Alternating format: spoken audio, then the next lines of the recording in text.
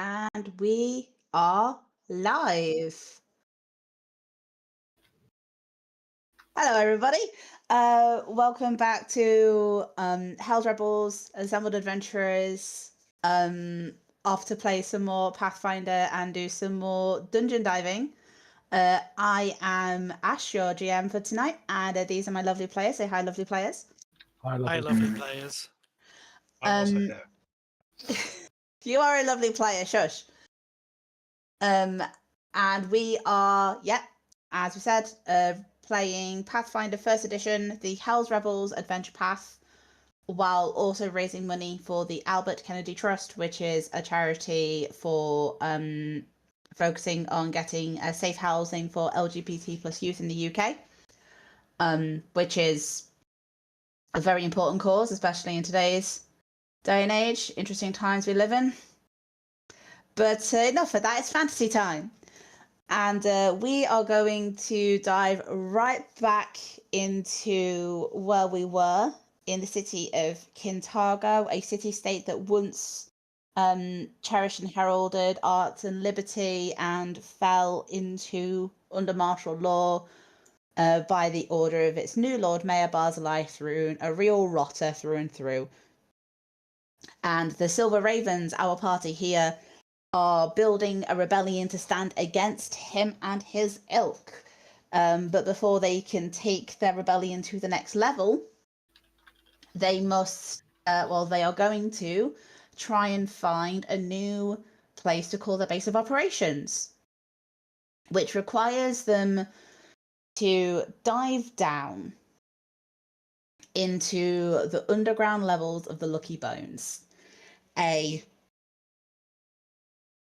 destroyed and abandoned gambling hall that was once used by the Grey Spiders, a cult of Nogba, who were chased out of the city by one of the only decent Hell Knight orders around, the Order of the Torrent. It has been abandoned for decades, and no one really knows what's down here, although you've already found one evil cult that was trying to sacrifice children and teenagers, led by our favourite sweet shop owner, Lakula Jens, who has met an untimely end at the hands of the Silver Ravens. And that is immediately where we will pick up from. Her last person has fallen. Around you are a series of still changeling bodies, one of whom is Lakula Jens, wearing the kind of green and gold mask, but is otherwise still. Well, I will start as I spent almost the entirety of the previous section with, which is reminding our mighty wizard that wizards can cast Detect Magic, and hoping that our wizard will be able to do so. Possibly not, but because this is a cult based around illusions, tricks, and schemes and lies of some similar nature. So I am very suspicious of everything I see around me, because there could be illusions, traps. It looks like we've got everyone, but maybe there's someone who's invisible. All that kind of stuff. Okay.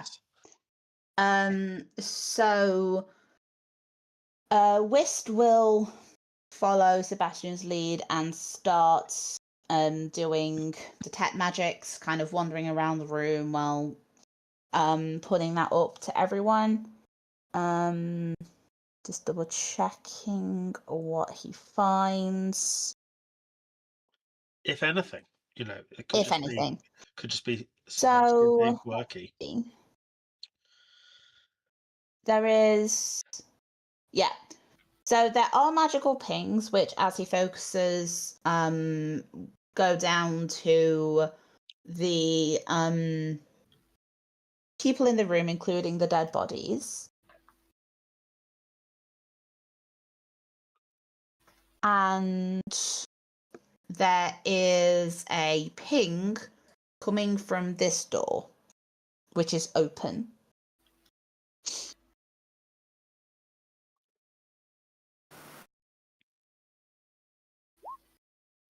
just because Sebastian is really super worried about it, he's also going to go and check each one of these strange statues that seem to be Okay. all along the sides of the room. I don't think I'll find anything. They're apparently not magical, but that So I will remind you how these statues look. So they are made of stone. They depict a feminine figure, although the details seem more like they were formed in clay that was allowed to harden rather than carved directly from rock. The westernmost statues depict the woman as a beautiful winged figure, while the easternmost depict her as a skeletal. And the middle statue is depicting a transition between the two forms. And to the east, a stage supports a stone altar, presided over by a seventh statue of the same feminine form, her right half skeletal and her left half beautiful. yeah, But yeah, you can examine them, and there is no magic about them. Roll a religion check for me if you want to. I would be delighted to, as I indulge my paranoia a little bit. Maybe they are all out to get us. No, not very good.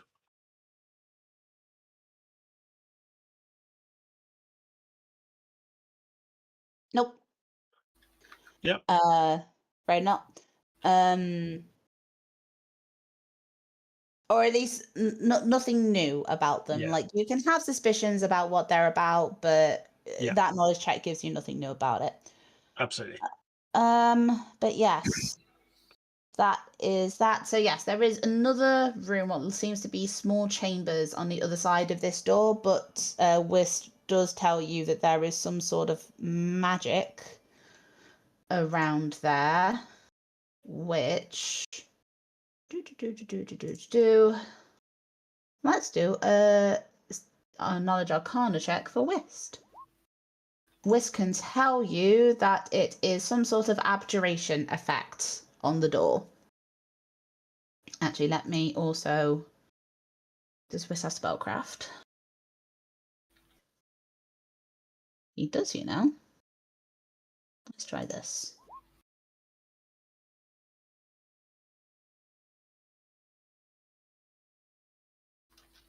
Mm-hmm.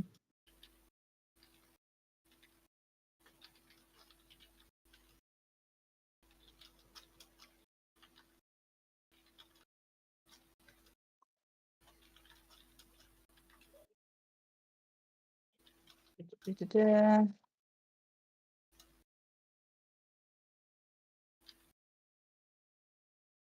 think it might be under the detect magic, actually.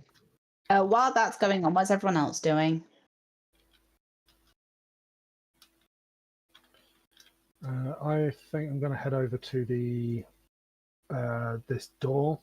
I'm guessing that was pointed out as being it's open, but it was pointed out as being special. So it's open.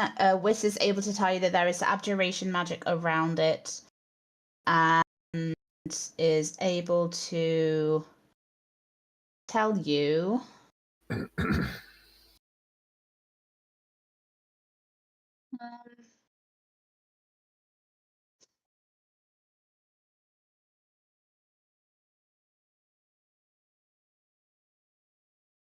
Decipher. Okay, we'll go with that. Is able to tell you that it looks like a glyph of warding. So Whis can tell you that this is warding can guard a bridge or passage. Any creature entering the warded area or opening the warded object without speaking a password is subject to the magic it stores. Or it can be set according to physical characteristics.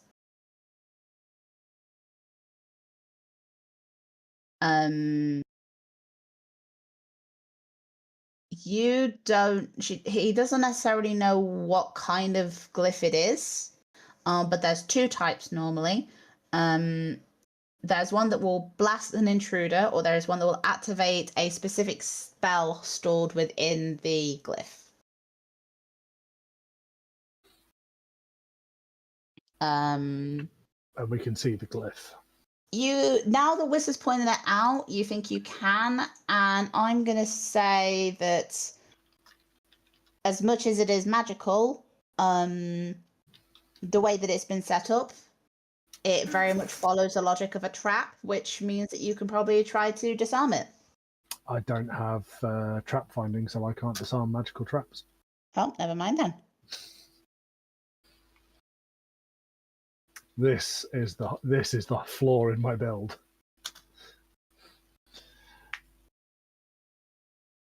Does Wist have like mage hand and can push the door open from distance? The door is already open. That's the thing. Okay. So if you look inside, you can see you can see signs of it being used as a bedchamber, and there's possibly a shrine or the edge of a shrine that you can see. But you can't see the full details without stepping inside. Does Wisp have Dispel Magic prepared? Well, they do, you know. It's an extremely powerful wizard spell. It is an extremely powerful wizard spell. So Wisp would then say, how badly do people want to get in this room? Because they do have a Dispel Magic prepared, but they can only do it once. Do we want to try throwing one of the cultists' bodies through?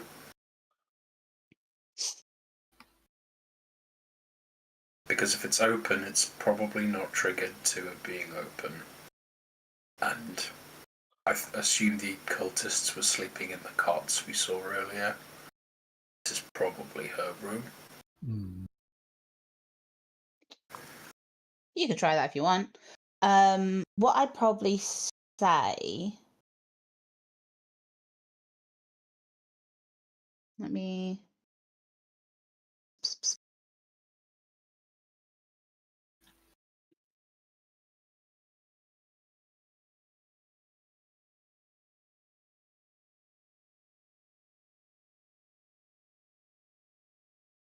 Oh wait, no. Wiz has read magic. Wiz can tell you what kind of glyph it is. So with read magic, Wiz is able to identify that this is a blast glyph.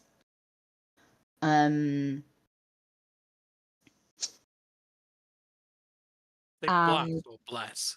Blast. Right. Not a blast glyph. It's not going to do a nice thing.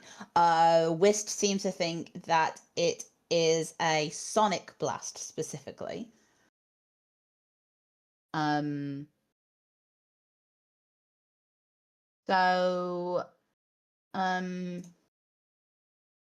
Basically, how badly do you want to get into this room? Because if everybody wants to get into this room, Wist will attempt a Dispel Magic check.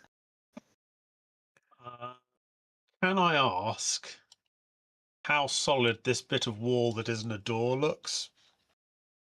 Which bit? That is the door. Oh, you mean the bit next to it? Yeah.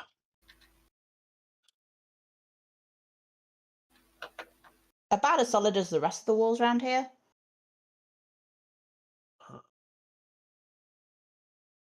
If it was wood, maybe we could smash through it, but that looks pretty stony and tough. I don't think we can get through that way. I mean... And there's always a chance that even if you smash through there, you might still trigger the glyph. Because of where it's been placed. Yeah. It doesn't appear like there's anything in there as a threat. We are going to have to come back through on our way out. Shall we leave this for now? Or are we worried about people coming in behind us?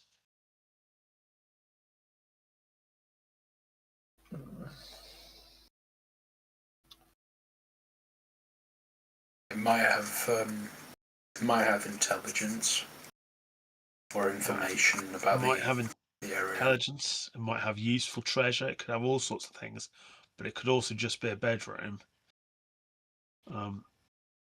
The other option is somebody who's quite nimble and feeling quite tough could absolutely just run at the door and try and roll through to escape the worst of the blast. Sounds very foolish, but it's an option. I can give it a go, unless Asmoth is better suited for evasion. I'm relatively agile. Alright. Get this. Get my breastplate off me, I'll take it instead. I think I might be perhaps more better suited. Not wishing to sell your abilities short or anything. Okay. Whis can tell you all what he thinks that the blast radius is, and you all can move 10 feet or more away from the door. So what's your reflex save? 10. Oh shit! Yeah, no, you got. You got this. We'll see. We'll see if you got this. Yeah, you got me. You got me on that one. All right.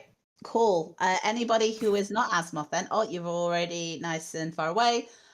When you're ready then, Asmoth, let me know when you do your barrel roll through the door, or however it is that you're triggering this trap. He's going to do like the sort of proper like rolling the shoulders, kind of getting himself ready.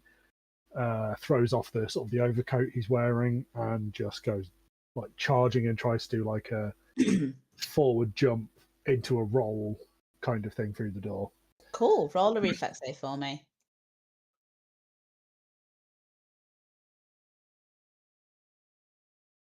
I'll take it.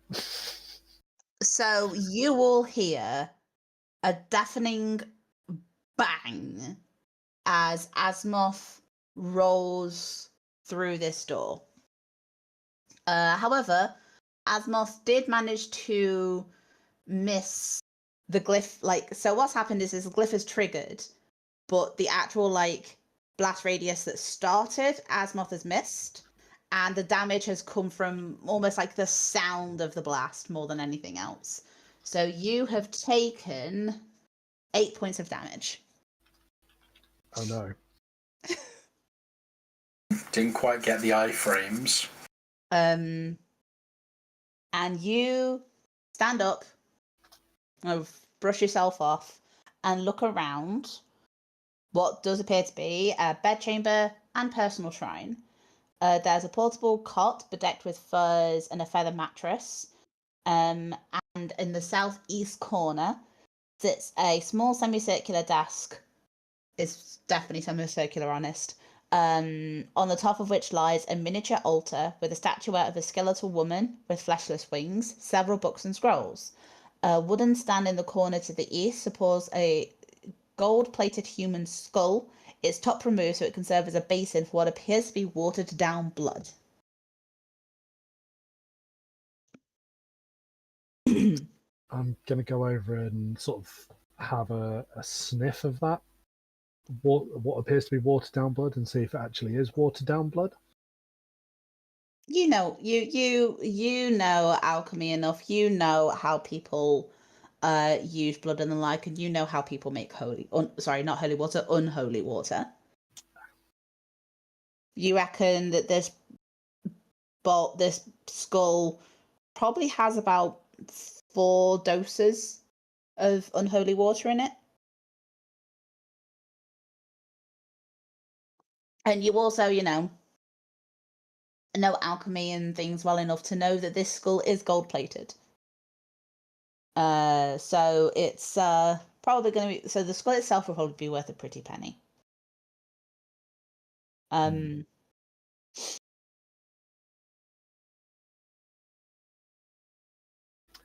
only I had flasks.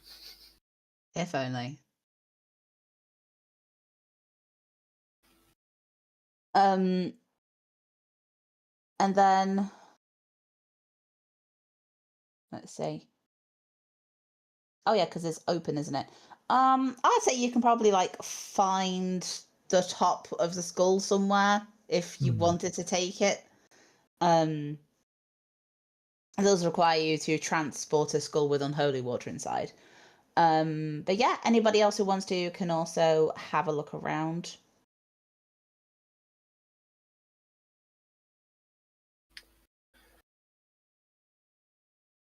now that the trap has been cleared.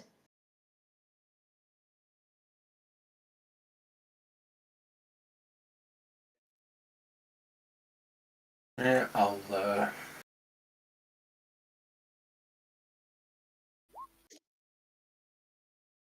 definitely be having a shufty.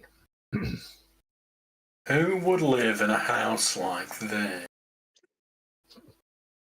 Nice.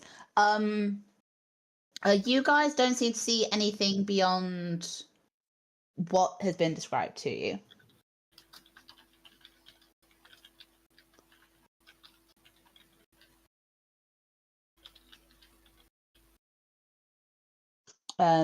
But there is.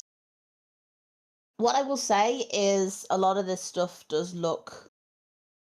Oh yeah. Also, anybody wants to make a religion check for me?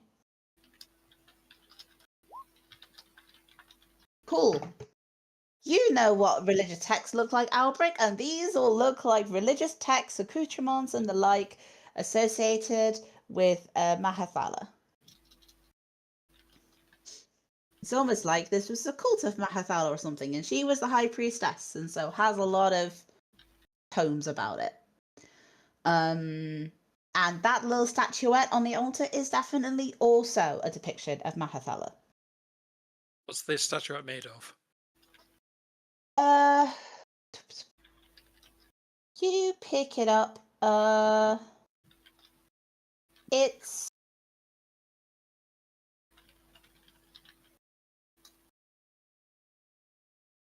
I'm gonna say it's like ceramic or something. Like it's well made, and you think it would actually be worth something. Albrecht picks it up, kind of looks it over, judges it, and then hurls it against the wall. Cool. Make a strength check for me. Assuming your intention is to break this thing. Oh, absolutely. Cool. All right. One of the wings chips off. Like one of the skeletal wings breaks off. And as it does, you hear it hit the ground, and there's a weird echo from the statue when it hits the ground. Like it's not a solid thing.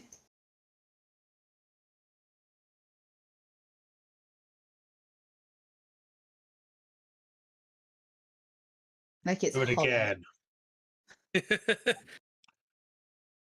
I think the second try is probably just using my armored boot. Make another strength check for me as you stamp on this thing.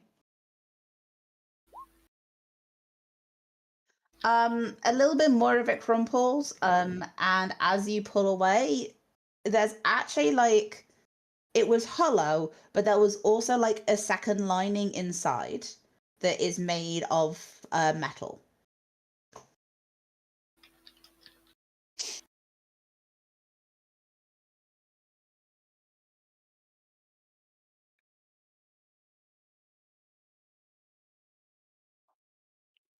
All right. I guess I'll have a look and see what's inside of it. It looks like it's like the way that you hold it. It's like, is this a tube inside the statue? And if you look closer, it's like, oh yeah, no, that's lead. Like the interior, this interior tube is made of lead.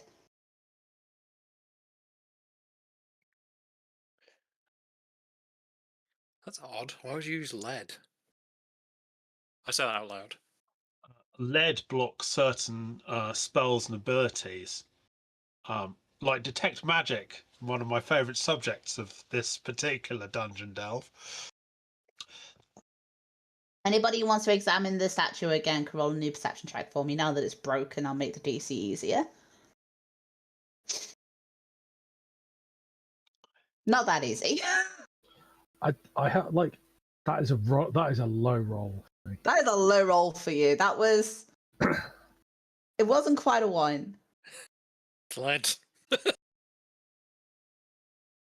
Tell you what, if you. All right. You keep breaking this thing in order to like work out what the heck it is, and it's when the statue is like half destroyed, Sebastian notices the little like secret fasten on the what used to be the bottom of the statue that allows you to take the bottom off and see what's inside. I'll wait till everyone's finished smashing the idol of a evil sacrificing of child cult monster Cool. deity. Smash, smash, Before- smash, smash. Before I go, I think it might be like this, because there's some catharsis going on. These were not very nice people, Quite and I will- possibly. and I will clearly trigger whatever trap is waiting for my thumb as I do so. There is a scroll inside, and no trap.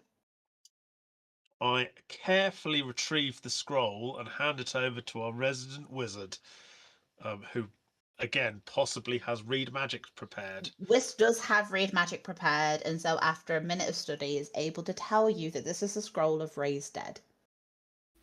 Oh, Oh, good. We can add that to the pile with the rest of the religious texts. no, not animate dead, raise dead. This can bring somebody back Yeah. if they fall in battle. It's really good clerical magic. Oh, Um. I'm glad something good came out of all of this then. Okay. So you can add that to the pile of loot. So just to confirm at this point in time, what loot have you? I think you've already looted. Yeah, we've got the loot from the changelings and Yes, you the did. colour, because it was basically like ×9 the same wand of invisibility. Yeah. Luculla with a net and a sickle or something. All right. So I will add to this then a scroll of raised dead. I will not add the statue because you destroyed the statue. What are you doing with the gold skull and the doses of holy water? Unholy water, sorry. I want to keep that because I am curious as to. I'm curious because I am an alchemist, and this is very much a thing of her. This is a lot of unholy water. I don't want to see this get thrown away. All right. Asmoth keeps the creepy gold-plated skull with the bloody water inside.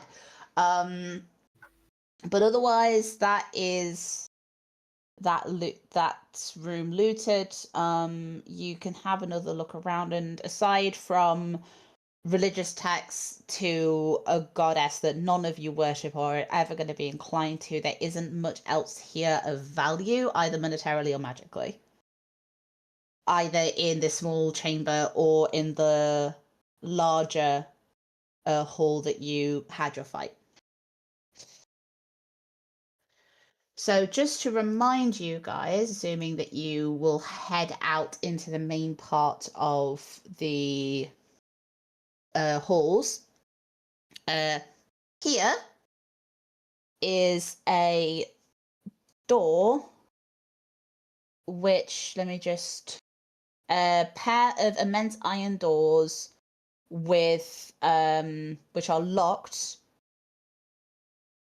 and you guys haven't fully examined yet. And then this way there is a secret path that you guys found through on the other side of the trap you guys have already disarmed.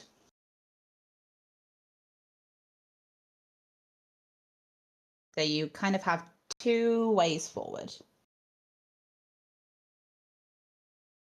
I might be misremembering. Are the big doors the ones that look like they hadn't been opened for a long time, or was that a different Correct. set of doors? No, that's correct. No. So these, so they have a small message written on them in precise script, along with a symbol of an armored fish. And the script, which is written in Infernal, reads, these doors sealed by the order of the Torrent, all holdings within awaiting arbitration. Lady of Graves, have mercy on the souls of those who perished within, and may the guild masters of the Grey Spiders burn for their sins. Whist can do an examination and see that there is some sort of magic on the door, which is 3 guesses what the school will be. Abjuration. Okay. Well, if they were sealed by the Torrent, Mm-hmm. I think I know what the passcode might be. yeah, conveniently we've got a genuine official member of the Torrent who might be able to. I mean, it might just be as simple as you need to, recite your code So, or something. there is a magical lock on it. There's also a physical lock on it. Have we found Let any me- keys? A couple, but I think. I think there was one key that you guys found. You can try it here, but it won't work. Okay.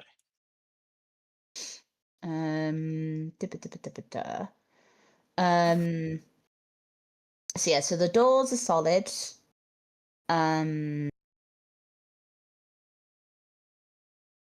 So you need to find a way to get past the abjuration magic and the physical lock if you want to try and open these doors.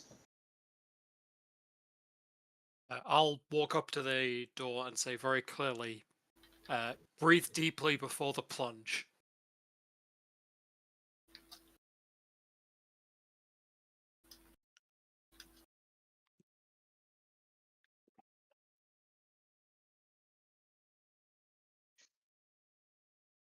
I'm just double checking how the spell works.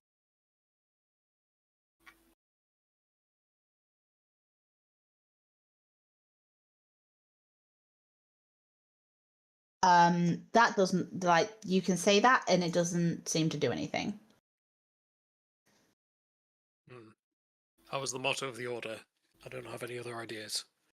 Whist examines the lock some more and is able to tell you guys this is an arcane lock spell. So what it's doing is in fact enhancing the physical lock to make it harder to break. But it's still a physical lock. But it's still a physical lock. What's happened is they've taken a physical lock and then they've made it harder to open by imbuing it with magic. Rather than it being something that someone can. Unfortunately, as cool as that was, unfortunately. The passcode. Yeah.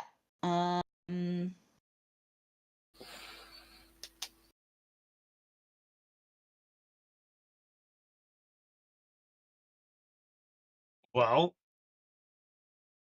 whatever's behind there has been behind there for quite some time. We do have another clear route, and it might, was it through a secret passage, it might lead round, or at least to somewhere where there's a key or a clue. Yeah. I could take a look, so. Oh, of course. I mean, you are excellent at getting through locks. But If I you just take say a we have another 20, what option. is the number you can hit? If I were to take 20, 34. You're looking at the quality of this lock, and if this was a mundane lock, you think that after a couple of minutes you might be able to crack it. But because of the magic on the lock, it actually makes it too hard for you to bypass. Okay. I don't think I can take care of this. Unless we were able to charge the door down, but I reckon that might not be an option. They are iron doors.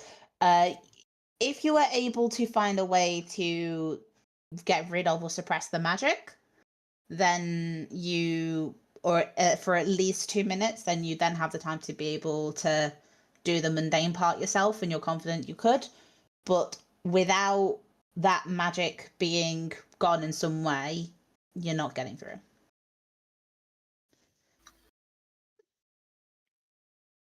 I'm thinking we might need to find alternate routes. Either that or have Do you tried have to a spell it, but it's not a. do you have a symbol of your order, or perhaps a specific oath or thing that you could recite? This feels like it would be the sort of thing a Hell Knight might be able to get through if needed. Maybe if you could have a badge of office, perhaps. I'm not very au fait with Hell Knight customs. I'm sorry. I haven't yet earned the right to wear the order's plate. There is also the element of whoever was going to be down here on order business would probably have the key with them. That too. So with that then, if you guys are ready, you can find again the secret entrance, go through the what was the description of the little secret entrance again? It was, has it gone? So there's a passageway. Yeah, so you can enter through this passageway here into another space entirely if you want to go that way. Yeah, we can come back for this. Cool. Okay. How are you guys approaching like an order? Are you trying to stealth? How are you doing this? I mean, I'm not entirely sure after all this time if there's anything aside from possibly dead or summoned beasts that might be there to oppose the move. Okay. There might Traps still be as well. traps, though. I recommend Asmoth and Sebastian take the lead. We'll follow a little ways behind. Okay. So Asmoth and Sebastian take the lead. In that case, you guys can roll perception checks for me as you head through this corridor and out the other side.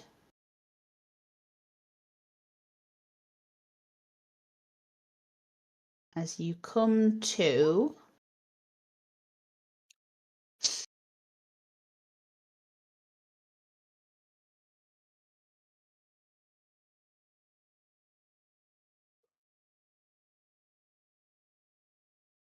okay.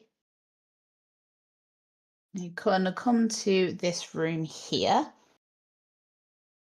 You're able to see it easily enough to be able to not hit the 20-foot deep pit that sits in the center of this oval-shaped chamber. There are narrow ledges running along the edges, so you're able to avoid those for the immediate. There are 2 rusty iron winches sitting to the east and west sides of the room, connected by a length of sagging mouldy rope that hangs over the pit. Thick growths of pale yellow fungus grow in the pit, and the bones of what appears to be a long dead giant snake. The fungus has reached the central portion of the southern ledge, which is the one that you're creeping towards, but hasn't grown that high on the northern side. So is this a pit that, like, because obviously this is a pit we've dropped into to be in this tunnel? So this bit's the tunnel. Hold on. So this bit's the tunnel. Yeah. It looks scarier than it actually is. This is the tunnel. Yeah. And then this is the tunnel. pit. The tunnel leads into that pit, so that paved area is above us. No, this is the thing. So this is more of like a tunnel that they dug through. Right. it looks like a pit. It's not a pit. This is just a very dark tunnel that they dug through the walls. And there's These two bits are the same level, right. and then that is the pit is that I was separate. just describing. Yeah. Cool. So is that bit another entranceway approaching on our left?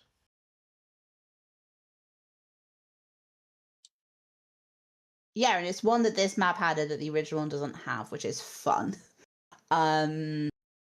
It's got a door on it though. Okay, well, before we get to the room of the terrifying undead snake pit, can I get to here and cautiously examine this door? Door.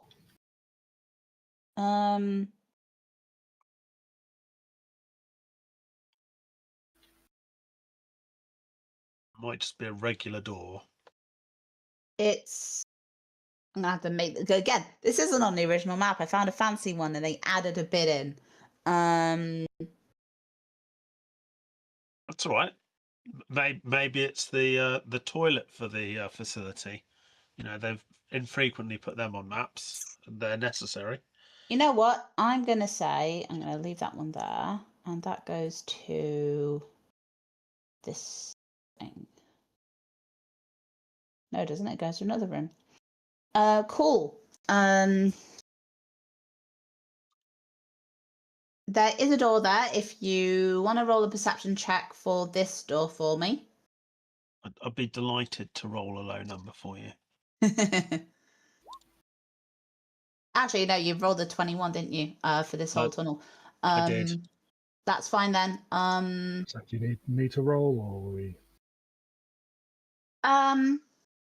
I think we're all If- when- conga lining it up, but When Sebastian looks at this door, he doesn't think the door is trapped. okay. Well, if I don't think it's trapped, you know, I feel like Sebastian feels like he's relatively competent. He's going to try the handle of the door and see if it's locked. It doesn't have a handle per se, Okay, but we'll give it a push then. you give it a push and it's stiff. It jams, and you realize that like a lot of the doors that are around here, it's swollen and things with time. You're probably going to need some sort of like shoulder barge to try and get this thing open. Well, I will say, excuse me to Asmoth, and I will attempt to just brute force it. All right, you do that. Asmoth is currently mutagened up, so he is hulking, dripping black, and just kind of like, okay. Yeah, Sebastian's pretty sturdy though. Practice door kicker.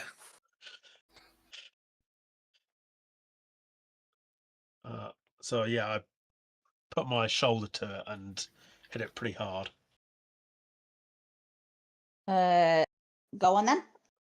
It's there. It's at the bottom. It's a 20. Oh, it is. Yes, it is. There we go. You kind of give yourself a little bit of a run up. You barge, and the door splinters and crackles in your wake, and you reveal this room. A series of tables which look like they were once used as gambling tables. Destroyed, decayed, rotting, half collapsed.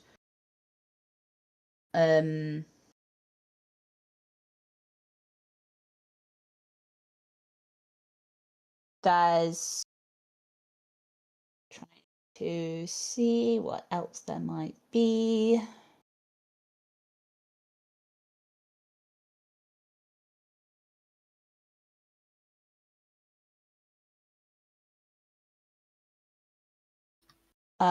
You guys can have a look, make perception checks for me.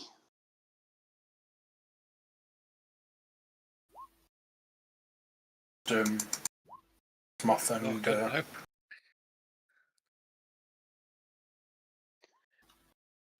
Let's see. That's terrible. Asmoth and Gideon, you're able to see, first of all, this is a tunnel that has completely caved in. That's what this one here is.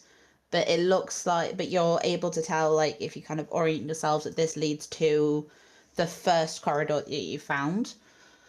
But otherwise, that's caved in. There's steps that lead that way, but otherwise there is nothing particularly of note in this room.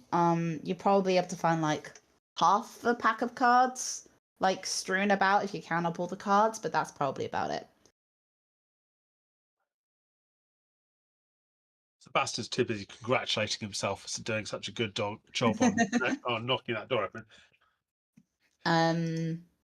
The other thing is that there is one exit out of this room, which are these steps up this way.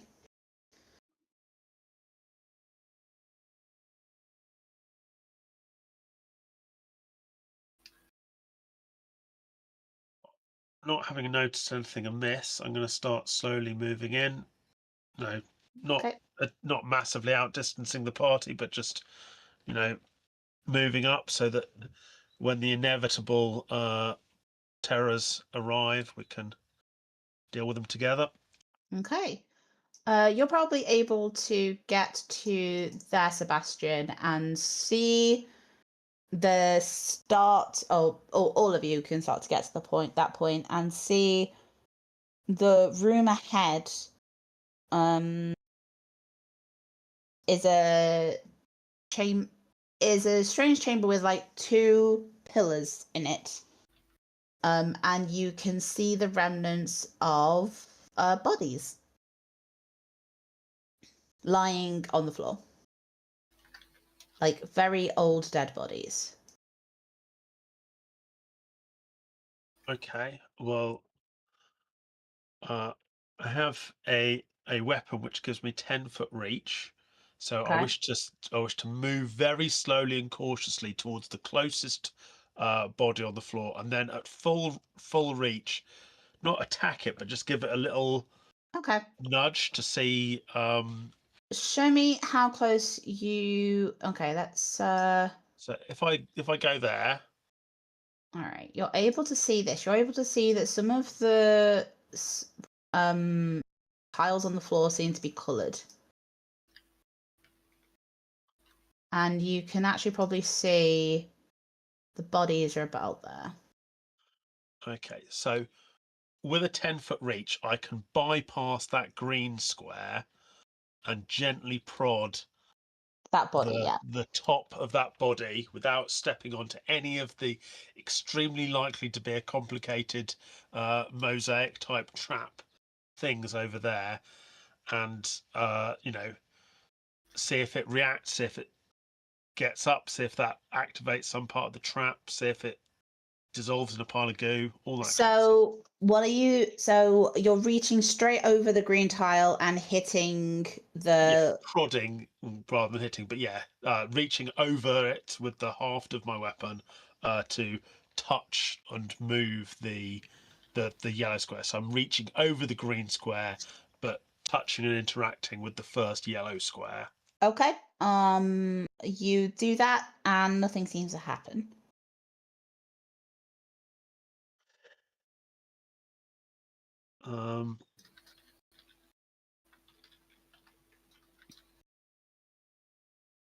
Anybody who wants to can make. I'm trying to work out what kind of check this is. I don't think that there is necessarily a check to be able to.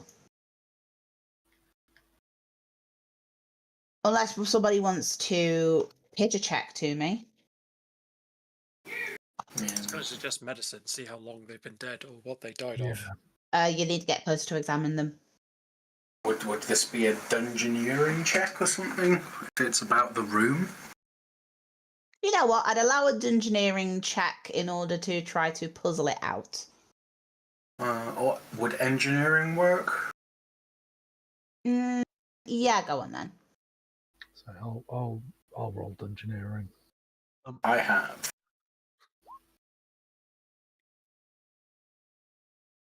So, Asboth, you look around this room and you look at these. And you kind of like track the paths and like the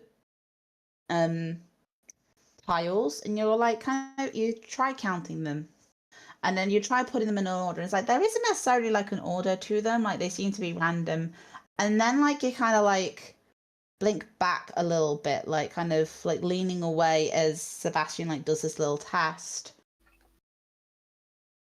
Does the green tiles make a path? Kinda. And the red ones kind of do as well.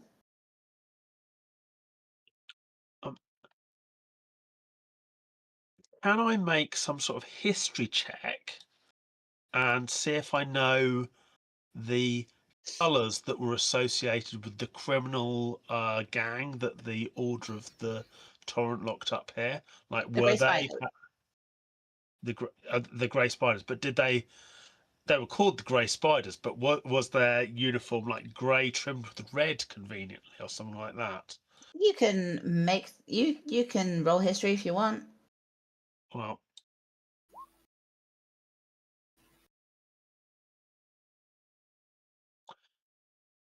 I mean, it was very much grey, wasn't it?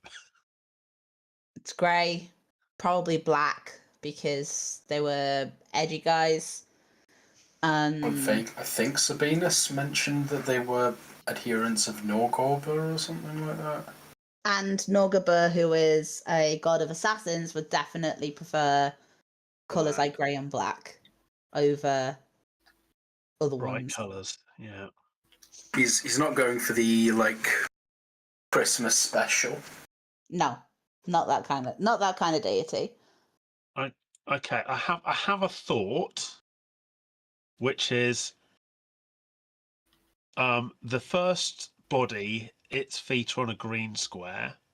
The further body, its feet are on a yellow and a red square, which suggests that they died while stepping on 3 of the available colours, which leaves blue, which I know that the further corpse is partially lying on, but if we assume that they were killed by a trap, it was probably standing on red and yellow based on where his feet are.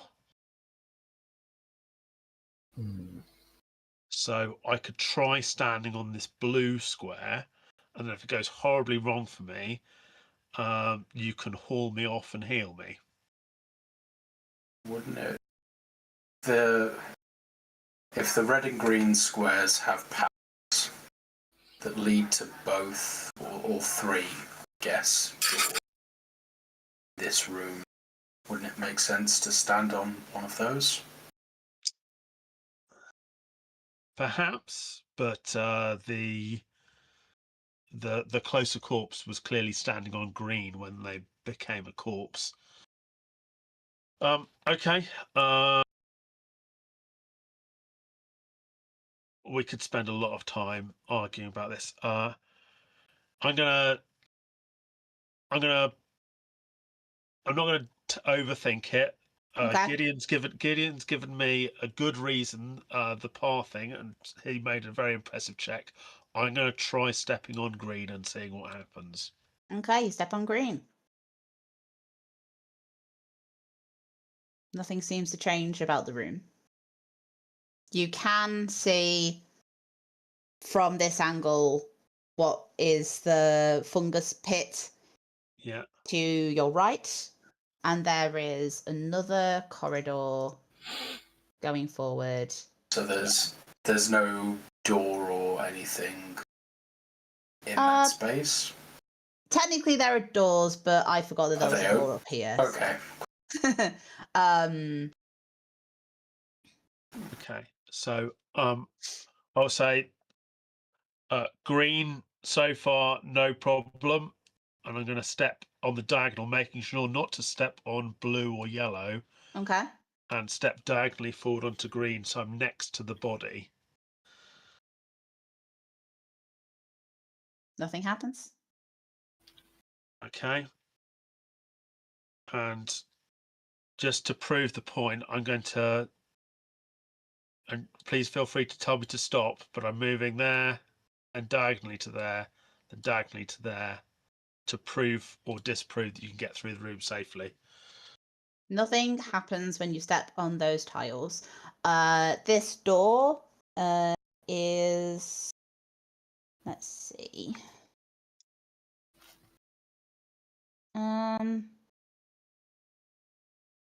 Does not seem to be locked, so you can just open that door. Before I do, I will say I could see the pit to the right, and the green squares seem thus far safe. Okay. And then Make a perception check for me. I'd be delighted to. Am I slowly sinking? No. No. Oh, well, I haven't even made the perception check. That would be cool. Okay. That's fine. Right, I'm You kind of check curious. yourself over. That door is not locked. Yeah. You are not sinking. You're perfectly safe. Ash, I'd like to jump over onto this red square, please. All right, make the jump. Okay, the second that you do, you hear a strange growl almost from one of the nearby walls. And the two of you turn around to this direction as you see something stepping through stone that is large but squat, strangely symmetrical in terms of like its body, but it has more limbs, eyes than you're used to. As this thing appears and roars at you all. Roll initiative for me. Oh boy.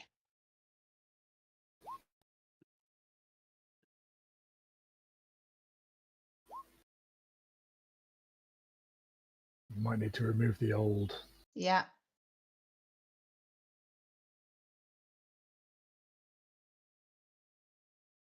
That is a big chungus. Make sure you're all on there.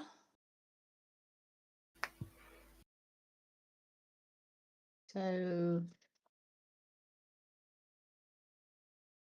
1, 2, 3, 4 initiatives plus this guy who got a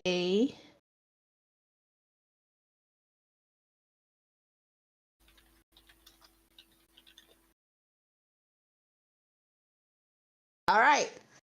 This thing roars, and Asmoth, you're up first. Well, I'm already mutagened up, so I guess that's Morbin time. There we go. You've got to step onto this blue tile and hope that that doesn't screw me over. Nothing else happens. Cool. I've As expected a- like a blue one to appear. We have to collect them all. So I'm mutagened up. I've taken a 5-foot step. This means I get my full attack, Cool. and all of these are going to have hopefully, all of these are going to have sneak attack on them. All right, now you're gonna need to remind me what your claw. Oh wait, no, it's already there. Wonderful. So this thing, that is AC, but it. Oh wait, it's flat. Cool. This one's fun. All right. So you have caught it flat-footed, Mm-hmm. which does mean that you will get sneak attack. However, your first claw goes through, but it digs into very thick hide, thicker than you're used to, and it makes it hard to pierce it, as some of your damage is reduced from this attack. Okay. And your second claw and bite aren't able to penetrate its hide. Okay. But do roll your sneak attack for me. Oof. So it Could be takes. better, but it is bleeding. Cool. All right. Remind me that it's bleeding. I'll do its bleed now. There we go. All right. So that's the first against it. Next up is Alberic. Okay. 5, 10, 15, 20. And I'm going to go for an attempt to demoralize it. All right.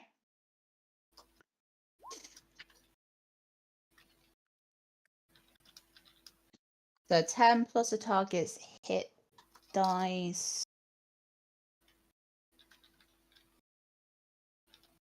Plus its wisdom modifier. It is demoralized. Okay, so it's shaken. Cool. So that's -2, right? I think so. And then I'm going to use my hurtful ability to attack as a swift action. Okay. Let's do one-handed strike. Oh, Yeah, paper. let's just do this. It's a kitty. Oof, bad roll. That is a bad roll, I'm afraid. That does not hit. Okay, so shaken's immediately removed from it, unfortunately for me. Unfortunately. All right. Are you going to settle there? Okay. Gideon, you're up. Right. Time to cast Divine Favor as a swift action on myself, Okay. using a use of Fervor, and move 10 feet, standard attack it. Okay. Do.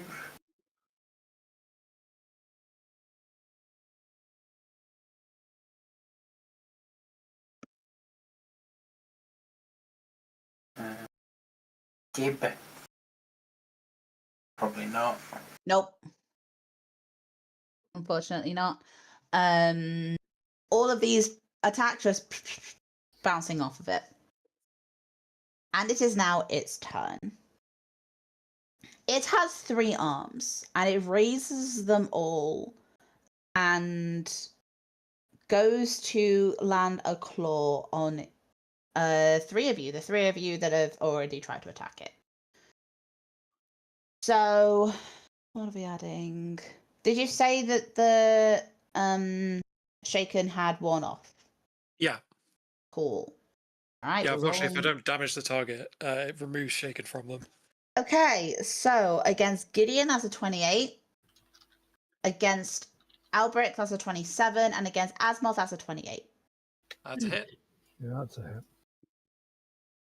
Does that hit you, Gideon? Yeah, that's it. Cool. Alrighty. Don't know what you think my AC is. It's not that. I don't know. So Gideon takes 6 points of damage. Alberic takes 7 points of damage, and Asmoth takes 5 points of damage. I apologise. I think I have provoked this big chungus. This might be. Sebastian, it is your turn. Okay, I could hit it from here with my polearm, but I look across and I see that Asmoth is in perfect position to do some real damage. If only he could have a flanking buddy. So I will drop my glaive and I will step in. Okay. And I will just punch this guy. Give him the old fisticuffs. Cool. Go for it.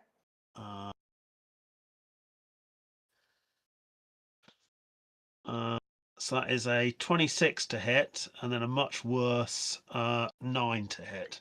So the 26 hits, and I will say you were able to see that Asmoth's attack against it scraped, hello baby, scraped a little bit less than it normally would, like it seemed to hit against something. However, your punch Yeah. is able to like make it ripple and almost like cripple against the attack, as bludgeoning bypasses this thing's damage reduction. So it takes all of that damage from you. Well, it takes 9 because the other one is a total miss. But The one that hit, it took the full hit, is what I'm saying. okay, I will go. If you've got anything blunt, try that as I punch it. But I've hopefully set up Asmoth for a flank. If Asmon takes a 5-foot step, yes. And it is Asmon's turn. So I'm ignoring the bludgeoning thing in the hopes that I can get Just mega damage. just Stack that bleed. Stack that bleed. Oh yeah, it's going to take bleed this round. Do it at the end. I'm not holding out hope for that second one because I think that missed before. Is this including the flank bonus? Yeah, that's flank bonus included. Okay. Let's see where you are, baby. Unless you want to come up here and be in the camera. 20 missed it before. All right. Roll your sneak attacks. Is it just the two? Two sneak attacks. Okay. I like that second one. Numbers. All right. So 2 of these hit. So 10, 21. Does bleed stack?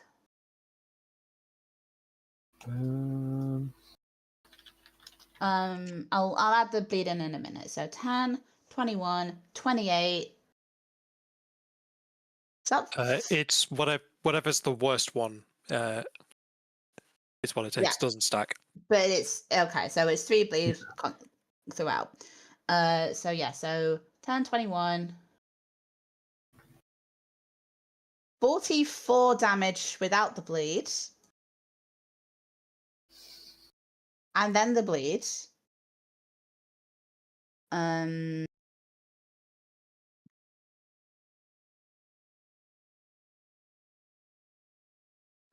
So that immediately bloodies the thing, makes it roar out in pain. As you... Oh, wait a minute. The bite is bludgeoning. I need to... Hold on. No, because I didn't take off the... Okay, I need to take off DR for one of the attacks. But not the bite, because the bite bypasses its DR. As you just rip a chunk off of it.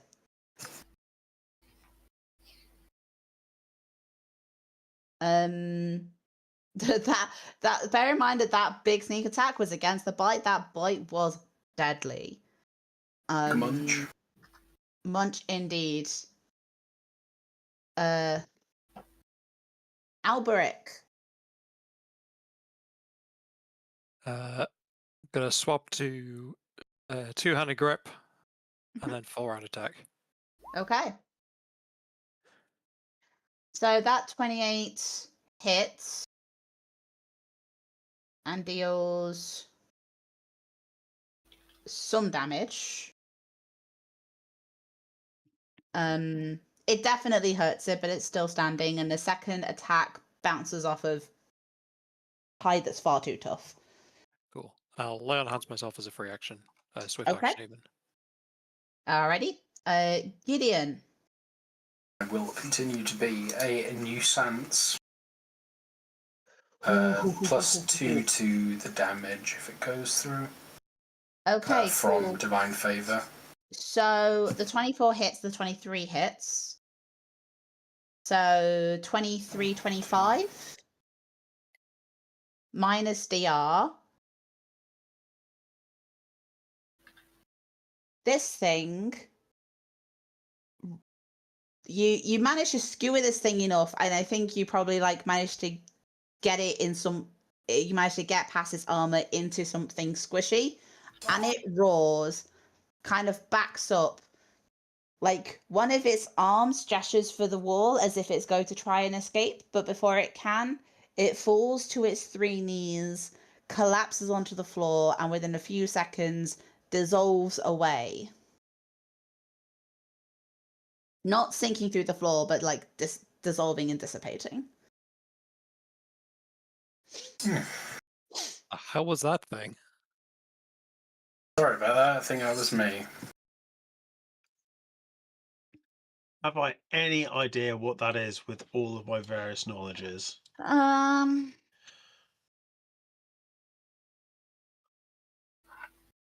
What knowledges do you have?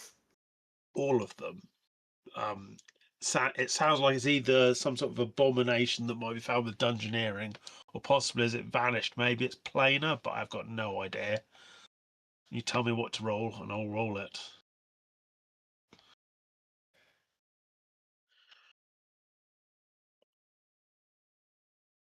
If they're a common local creature, I could roll local, but I think Let's that's see. a Here we bit pushing go. it. So Maybe yeah, it's part of a noble family. roll planes for me.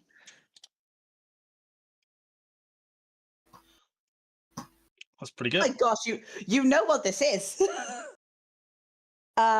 You I opened my Pokedex. you have heard of strange creatures from the elemental plane of Earth that have little interest in natives of the material plane, except for the gems and precious metals they might be carrying. This is called a Xorn, or I think it's a Xorn. It's Xorn. Yeah. And they wait underground or beneath the surface of ground for the right treat to come along, being something or someone carrying a rare, precious, or favorite gemstone that it may like. But yeah, an outsider from the plane of Earth.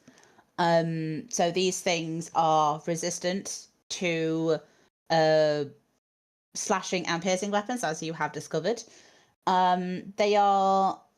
I will tell you now that they have some elemental immune. I just realized I was immune to flanking. Never mind. You still hit it. It still had some elemental immunities and resistances. But I think you're immune otherwise, to precision damage as well, just for future reference.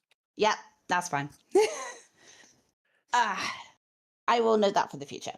That sneak attack was really good though. Anyway, that thing is dead. I'll explain to people what it was and ask if anybody is carrying any unusual gems that may have attracted it. Seemed like the sight of you, Gideon. Are you carrying any unusual gems or precious No. metals, perhaps? My offhand rapier's blade is mithril, Okay. but maybe it's just a target of opportunity. It is unusual because it is an earth creature, not from the prime material.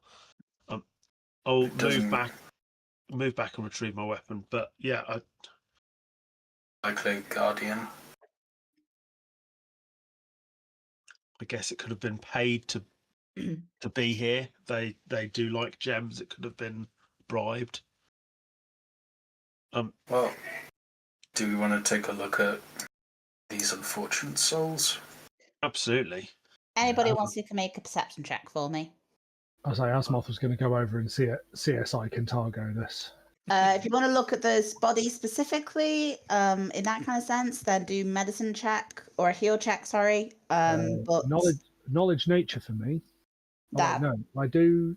Oh no, I do technically. Yeah, no, I'll make a heal. you roll check. a heal check, but I think your knowledge nature number is involved. But anyone else who's not doing that can roll a perception check for me. Cool. Can I, like a broken record, suggest Whist as our mighty wizard once again cast detect magic just in case? In a second, yes. So I will do the bodies first.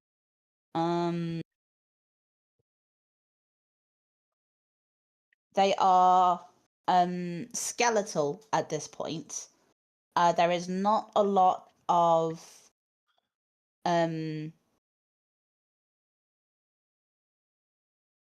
there is not a lot of them left because they are mostly skeletal. You could probably see like cracks to the bones, especially the skull, which implies some sort of bludgeoning blow or hard blow.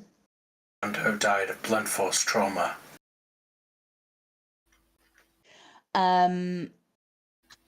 If you examine like the rags of the rags that are still on them,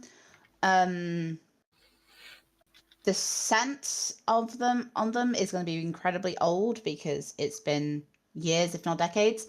But you can kind of feel residue and the smell and things. It's some sort of maybe opium was on their clothes, or like a residue of it was on them. The Lucky Bones, before it was destroyed, was a gambling hall, but it was also an opium den. So that might make sense. Possibly 2 patrons or something like trying to move through or escape and stumbling into this creature.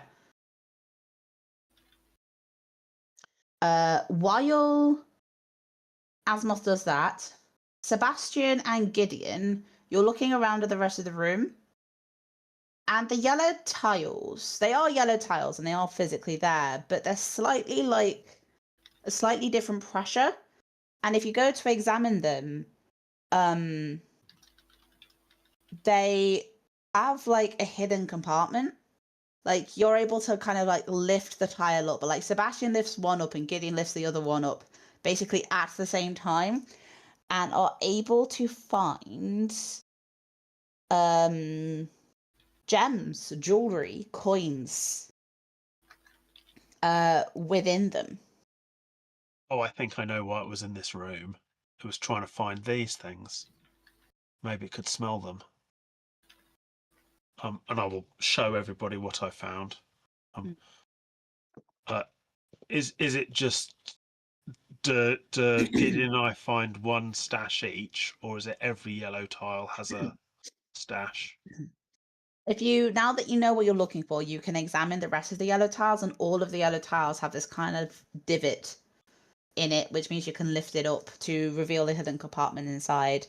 And yeah, no, each of them contains some sort of valuable treasure. And obviously, Asmoth was first looking at these bodies from a medicine check aspect in order to try to work out how they died. But now that he looks back, he's able, he's kind of worked that out and like sits away from like the tunnel focus. He's able to see that the 2 bodies are also clad in rings, bracelets, necklaces, also worth a fair bit of money.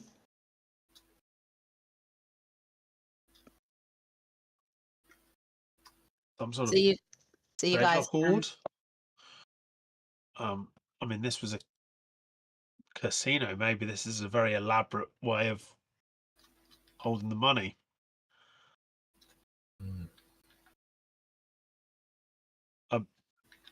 Having checked the yellow tiles, I will then check the other tiles to see if there is anything else. None of the other coloured tiles seem to lift up like this. It's only the yellow ones. Yeah. But I'm gonna just tell you how much you can make off of these, because it's a big amount. So if you gather up everything that the bodies have and everything from these 7 yellow tiles, you reckon you've got over 3 grand's worth of wealth between these various gemstones, like small art pieces, jewelry, coin pouches, things like that. Dang.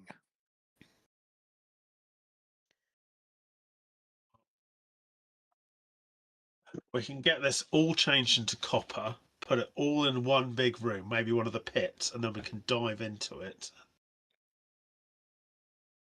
The Penny Scrooge McDuck play. I think unfortunately it'll be the Penny Peter Griffin one. Okay. So you see two doors. There's one to your north, and there's one to your. There's one up, and there's one right.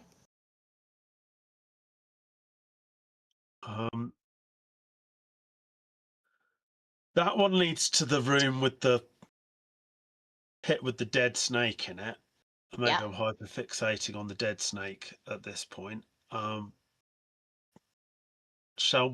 we want to check out dead snake room or do we want to check out unknown room? I am reluctant to leave giant Dead snake snake room. Yeah.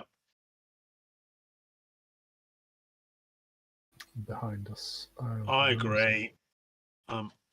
Sebastian treks round still just on the green tiles out of force of habit, but you don't need to do that apparently. Just hopscotch Yeah. over them. Okay. I'll do another lane hands top up as well on the way over. You don't need to bother with walking on the right tiles if you just set off the trap. Sometimes the best way to foil a trap is to set it. Yep. Can we concentrate on the terrifying remains of a giant snake, which I'm relatively convinced aren't going to be remains for very long?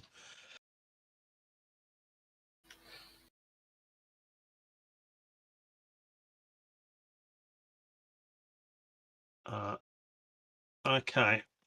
Well, I guess it's time for me to cautiously approach again. Okay. You do so.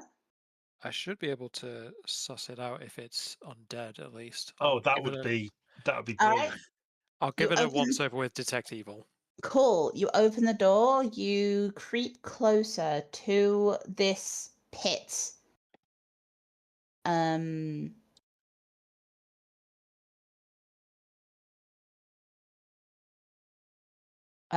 You do a detect evil, and you sense no evil.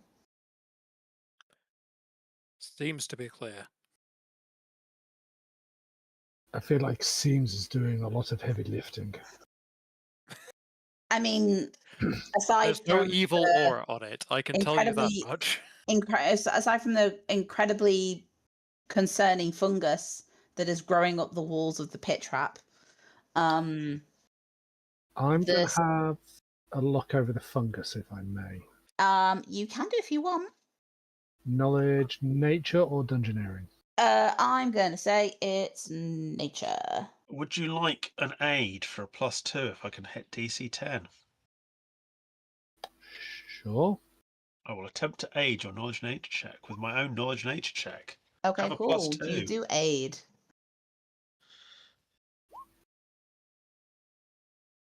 Okay. That's going to be enough, I reckon.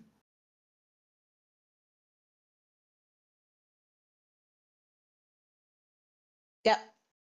That's going to be enough to know that this is yellow mold.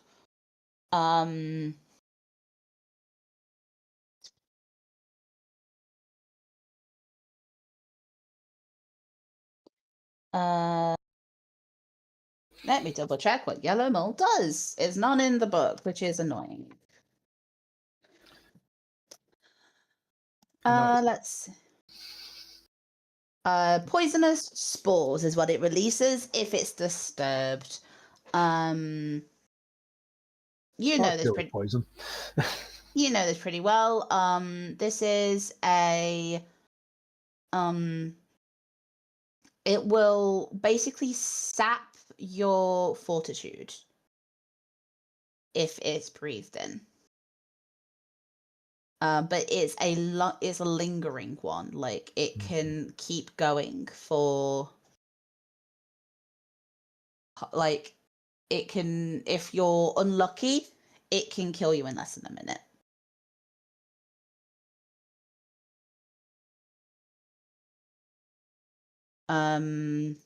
What did you get again? So you know it's yellow mold. I need to stop getting rid of my knowledge thing because you're doing a lot of them at the moment.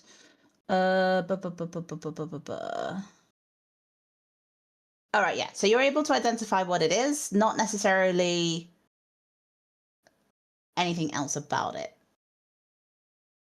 So that's all you're able to get out of the check.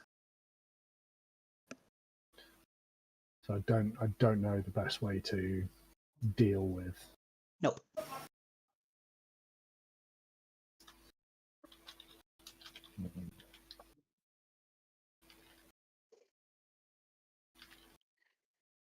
We go round by going.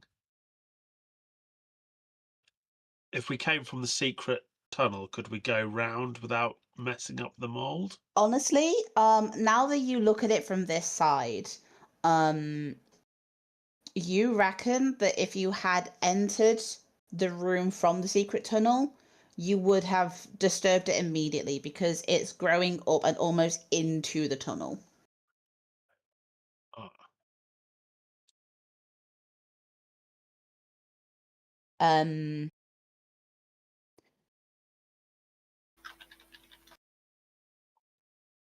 So to cross this, if you try to cross around the south side, you are going to be walking through the mold and activating the spores. The northern side has a lot less of them.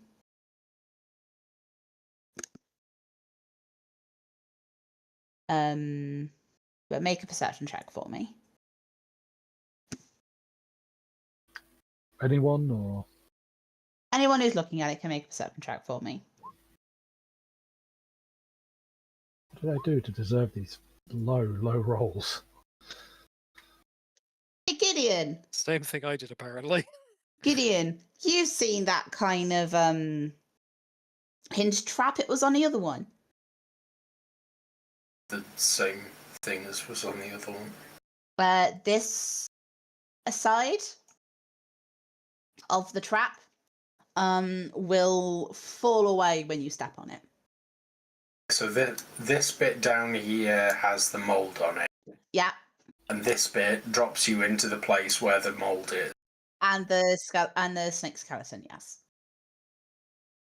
So I don't think there's really a safe way at the moment to cross this without dealing with that mold. We could just take the other door and see if it leads around. I mean, a trap implies that you can try and disable it, but that will only make one method of crossing safe. Or you can go the other way. Does anybody have? Obviously, you said it's spores that activate when it's disturbed. Does anybody have a way of doing maybe some fire damage from a distance?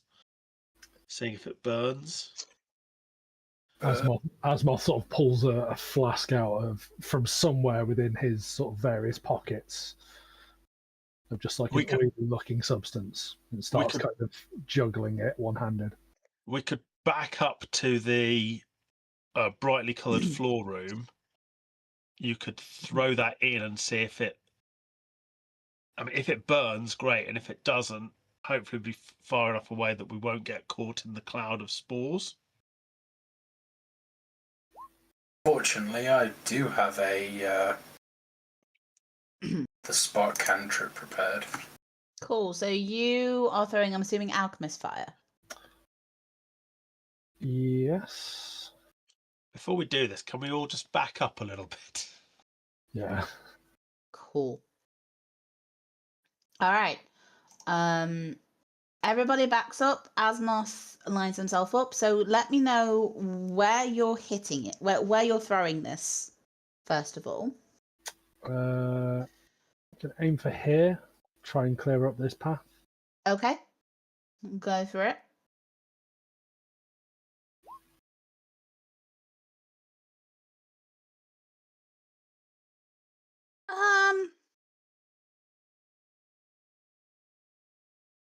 Yeah, that's going to be enough. You're throwing it at the floor. And it's a range increment of 10 feet, so you could just lob it over there. The jar shatters, fire rages, and quickly spreads over the mold as it goes up in flames.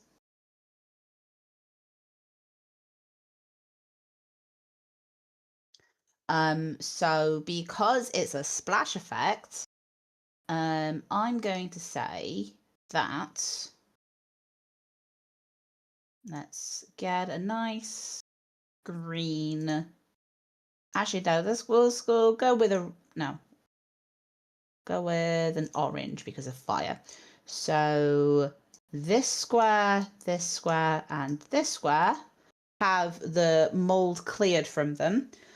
It's also going to have cleared it from the walls because it is a splash effect.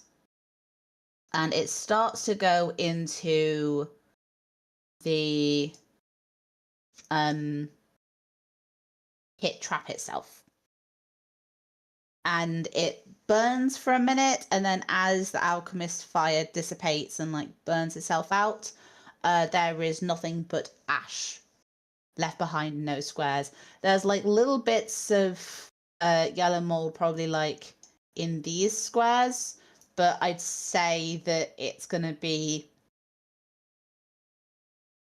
as long as you're slow about it, you can step over it. If you try to rush through this path, then I would probably make you roll some sort of check to make sure that you, one, don't fall into the trap, the pit, and two, don't step on some spores. But if you take it slowly, then you can probably make it through the south side of the pit. Really good work, Asmuth. That was a gambler. We had Yeah. no idea if that would pay off. And it goes our way. That said, Asmoth is going to head up to like the top edge and look at the drop trap. Okay. You can do a disable device check for me if you want. Yep. That is enough to be able to jam the hinge so that it can't spring out. Like, you're able to basically find the way to lock it in place. So both paths are now safe.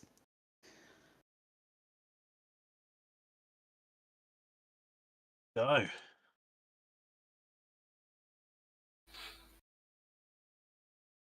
Okay.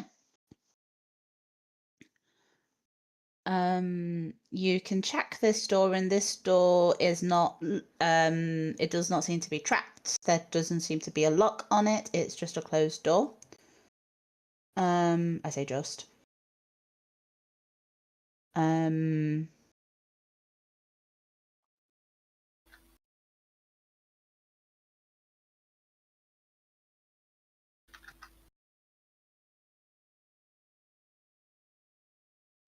Do.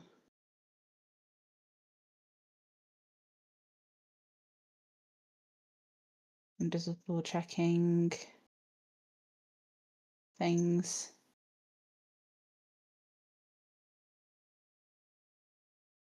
Yeah, okay. So, as you open this door and step through, you realize something that you kind of notice as soon as you step through into the other room, but it feels more apparent here, is a kind of cold energy seeping through these corridors and through this space.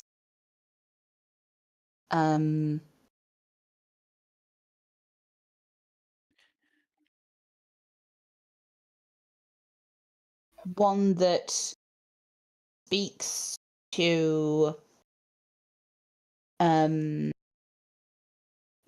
almost kind of the cold of death rather than the cold of just an abandoned hall and abandoned rooms.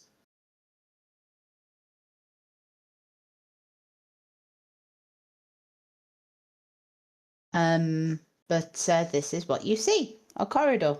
There is a door to your left, and then if you look to your right, there is more corridor that leads to a couple of things going off.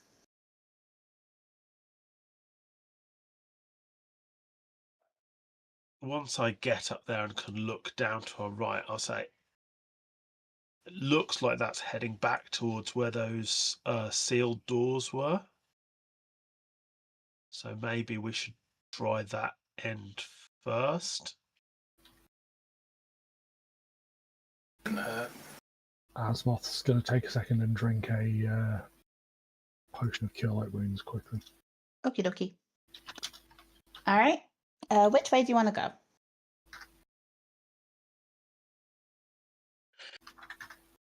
Sounds like right. Yeah. Yeah. Okay. So I'm just gonna quickly reveal these parts as you guys approach. So if you go all the way down to this little square at the bottom, you do indeed see the opposite side of the sealed iron doors. There's no writing on this side. There's no fish symbol on this side, but it is the same iron, the same double doors that you've already seen. And here is another door this way. Is there any is there any hinges to indicate that this this iron gate like opens outwards? It seems to, if you are on the side that the lock is, it would push into this area. So if you were opening it from this side, you would be pulling, but you obviously can't because it's locked. I was wondering if there was any like hinge pins that we could try and knock out. Or if they're probably built into the wall. Yeah, the hinges themselves are built into the wall. Yeah.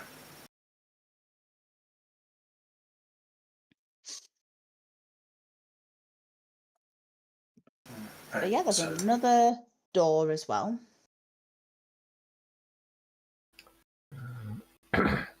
Asmoth's going to take another second and retrieve a potion that he previously made of awareness. A third level one. Okay. Stack a load of bonuses.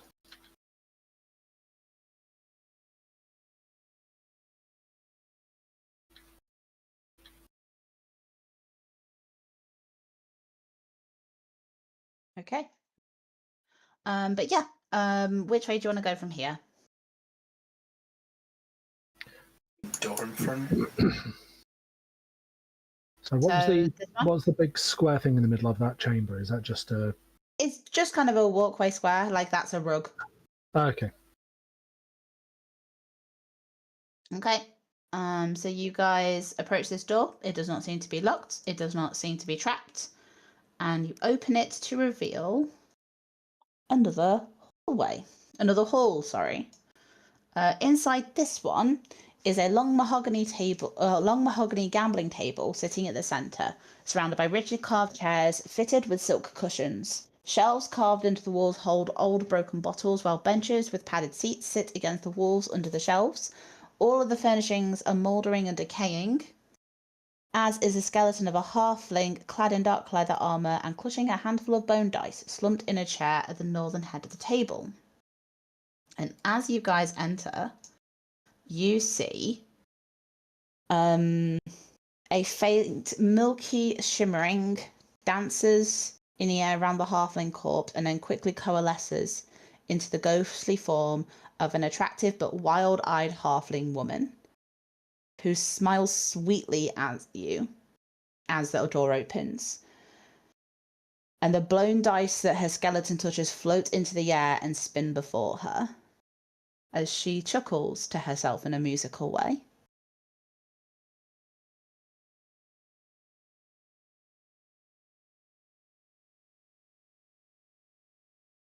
Who are you, spirit? Why do Oh, you wait. hold these halls?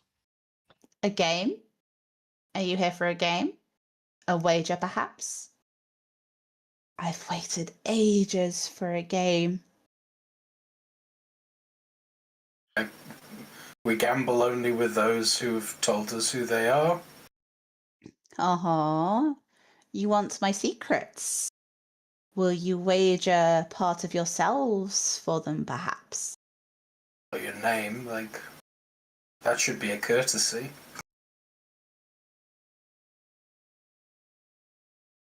I've got sword half drawn already. No game? Yes, a game? Oh, please, it's been so long. These bones are lucky tonight, you know. What are the stakes of your game? Oh, the stakes are the wagers.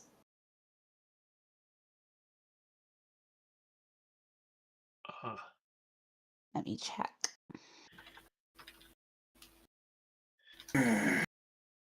Um,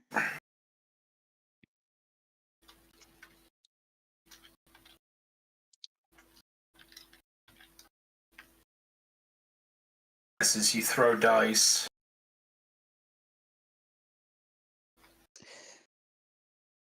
so, it has been so long. There's so many things I don't remember.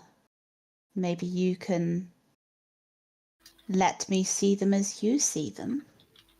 Maybe you can let me feel them as you feel them.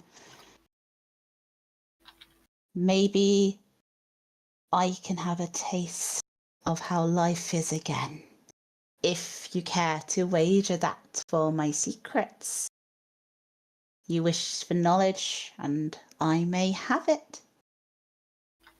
I will pull forth my emblem of Shellin and hold it up. I have no turn undead abilities or anything, and say, I only have one thing that I would wish from you, and that is to send you on to the embrace of Shellin or whichever deity you follow. No. If you will take that as your stake, then I will gamble with you. That is not what I want. I want a game. Well, So I what you will play your game, and if you win, you can do as you have described. But if I win, then you must tell me how you can be returned to where you should be, the embrace of a loving deity.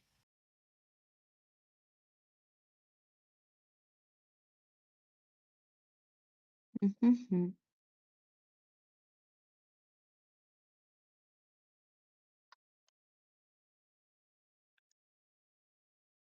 It will send you to where you should be. I will play your game. Also, cheeky detect evil while she's pondering. Yes. She does in fact ping as evil.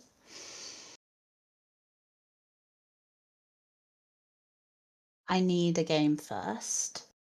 One game, one final game with all players.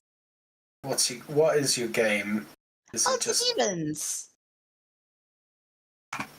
Simple game. Simple game. Am I familiar with odds and evens? Is it as easy as it suggests? She'll explain the rules. Everybody would take turns playing odds and evens. The rules are.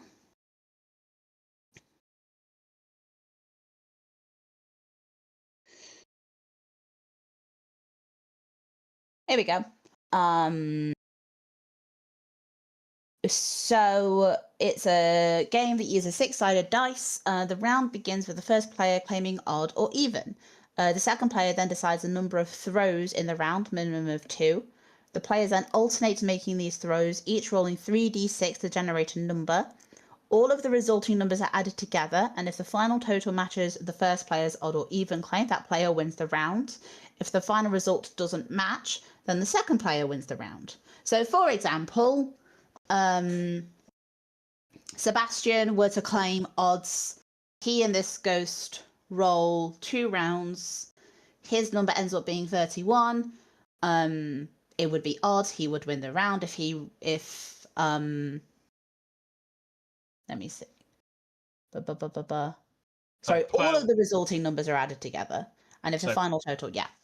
So player 1 calls the result, and player 2 says how many people roll 3d6, and we check to see if it's You would be playing against her one at a time. okay. So Sebastian would play against her, and then Asmoth would play against her, and then it would go around like that.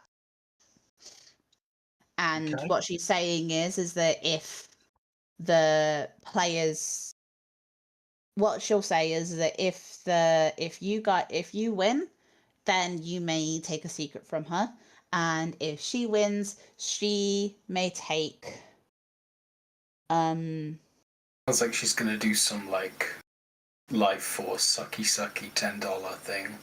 damage. Let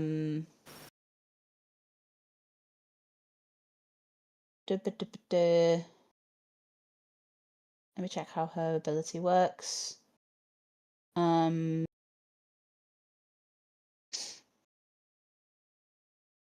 Yeah, so it sounds like if she gets her thing off, then she will try to absorb some of your vitality. Okay. Well, I'll look back at my colleagues. I've told her what I want to do. If unless somebody's like grabbing me, I will say, very well. Do you want to call? One moment. Before you do this, let me see those dice. She kind of gestures to the skeleton. I will go and I will take the dice. I will inspect them. I will roll them a few times to see if they are weighted, because we are in a gambling hall of a bunch of notorious cheats and thieves. Oh, aren't you a clever little one? My reputation would not allow me to cheat in such a way, but you check. If it means you'll play, you'd better play. You're that bored? No company around here? None that can give me that thrill. Does the corpse look like it has any rings or adornments?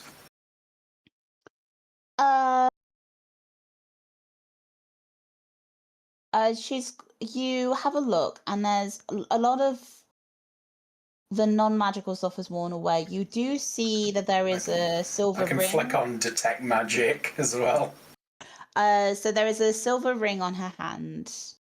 And you pick up like for the first round there is magic in this room. For the second round, there is magic on the corpse. But at this point, she gets impatient and she kind of scowls at you. Are you going to play or not? You're very well healed.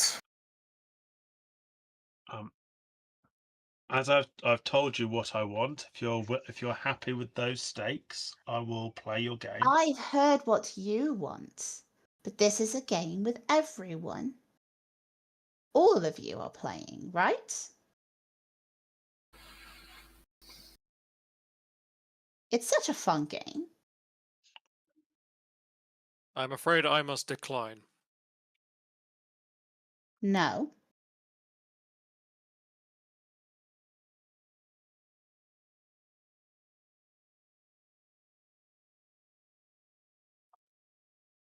No. You're going to play my game.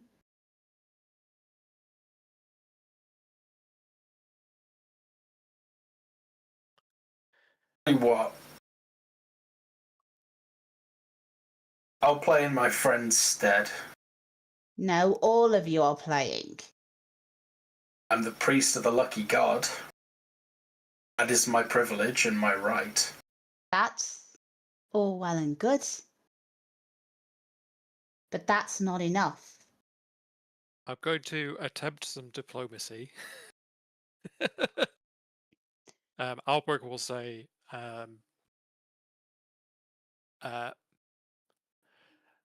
there is nothing specifically that prevents me from doing it, but for my oaths. And a game like this should have an unbiased referee. I'm willing to stand in that stead. I give my word as a paladin of Iomedae Roll that a I will watch diplomacy over check. this. That I will watch over this fairly. Okay. Oh, that was a garbage roll. I don't care for your oaths.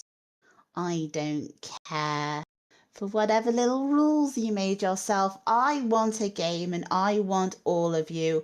And if you won't play, Hey, then why I would will you? take... Why do you want a shot at, you know, the ghostly equivalent of white bread when you could have steak? I will have Rolls. all of you. And she switches from this kind of the wild look in her eyes that she's had the whole time turns dark, and she will, let me check what her things are. She's got so much going on. Yeah. The dice, the like incorporeal dice that she's been playing with drop from her hands, and like her fingers begin to claw, and you guys will need to make initiative checks for me, please. Roll initiative again. Pally's got a pally. I apologize. Just realised I never actually put her onto the token layer. There she is. That was silly of me. I did try and cover. Sorry.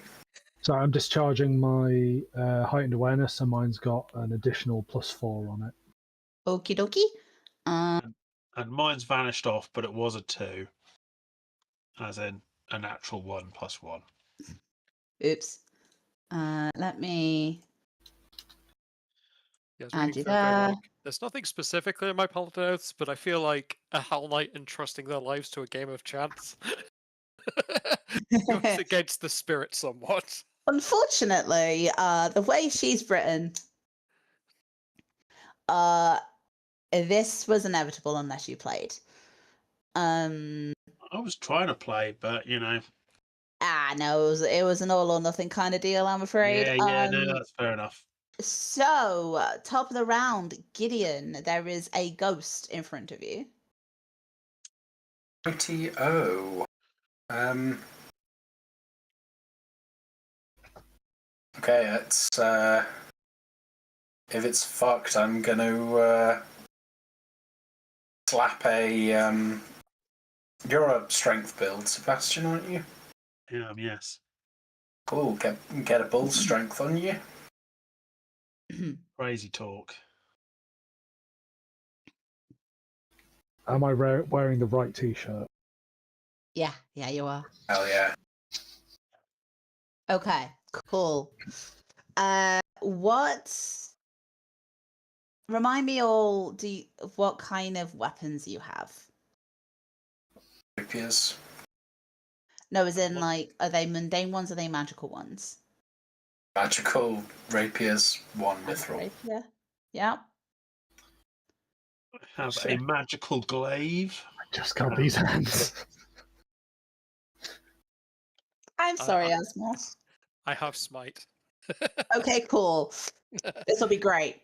All right. Gideon does a bull strength. She has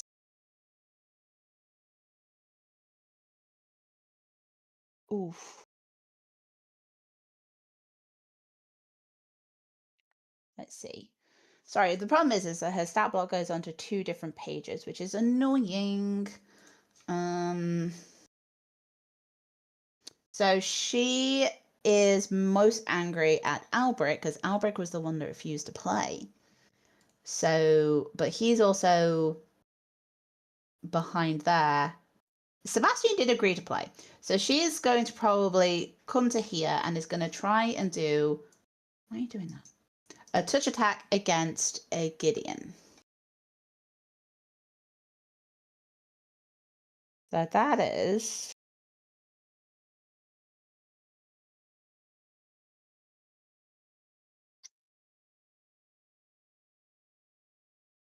Mm-hmm.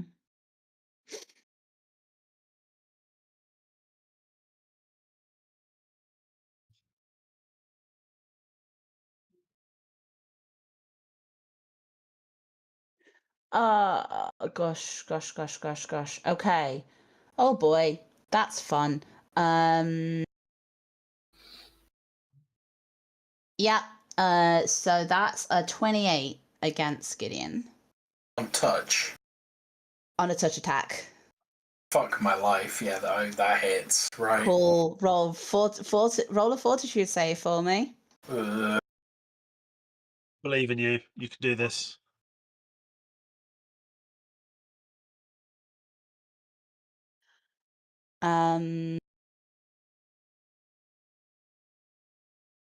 Roll a second one for me. Oh, no. Okay, cool. So she doesn't get her consume life ability off on you. I just no. get. Hold on. No. Let me pull this again. I just get the world's worst prostate exam. So, you feel her touch. She basically goes to plant her hand on your head, and you feel corrupting, cold, chilly death seep through your entire being, sapping you of every kind of strength that you can think of. Not every kind of strength you can feel of. For a second, it feels like it, and then she kind of pulls away, and you're able to take stock of yourself. And you realize that she has taken a bunch of your health, but she's also managed to hit at your constitution itself. So take 23 points of damage and 1 con damage.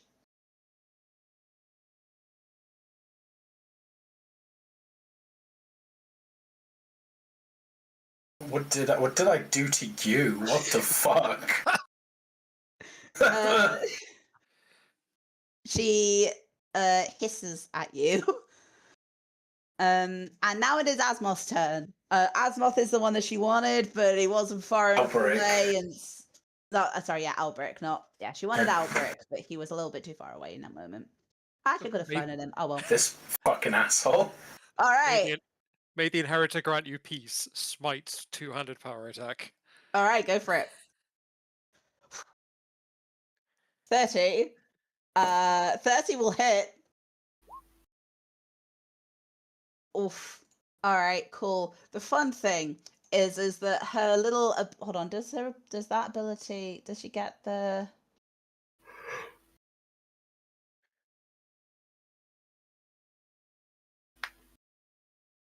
Yeah, okay, cool. The good news is because you saved, you're not staggered. So let me do my thing. There we go. Oh my gosh.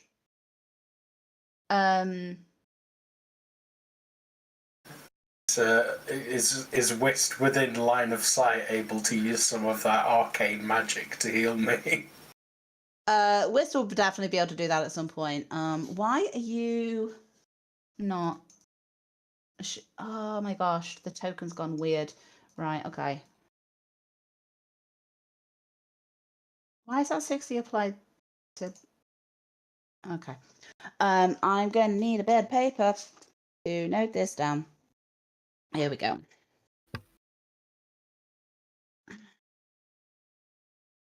Because this is not working. So you have dealt 22. Is that including your smite damage? Yeah, that's all bonuses put in. So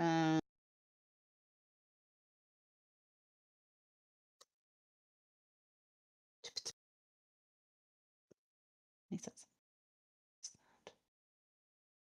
My pen's not working. What about this one? I'll make a note on one of these documents. So I'm going to go from here to here to.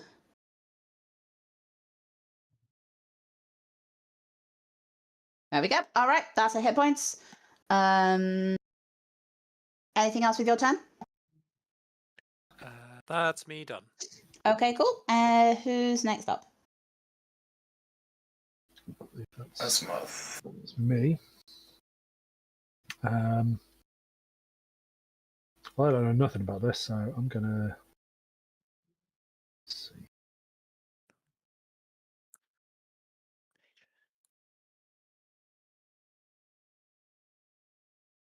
Wait a minute, I've just realised. Hold on. Does the corporeal thing work against Smite, or does Smite make it take full damage? Smite bypasses all DR. The corporeal thing's different, though.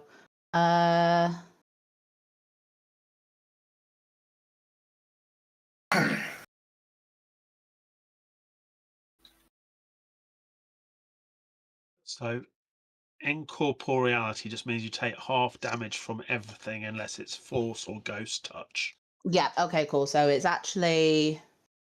So it's not that number, it's a different number. It's Yeah. So it wouldn't have been- 11. yeah, it wouldn't have been 22, it'd be 11 because it's half Yeah. damage from everything. Magic missile's real good against incorporeal stuff because it's force damage. Yeah. Like, Cool. Yeah. That's fine. She still takes some damage. Anyway, yes, Asmos. Gonna move around this way, probably provoking an attack of opportunity from her. If you go this way, step into here, you'll have sneak attack. Although if she's incorporeal, she'll probably have the undead thing and be immune. I also don't think I can damage her, but I'm going to do it anyway because I'm currently in sort of rage idiot mode. So Cool. So you, just to confirm, you do not have any magical abilities on your natural attacks. not currently. Cool. Swing away.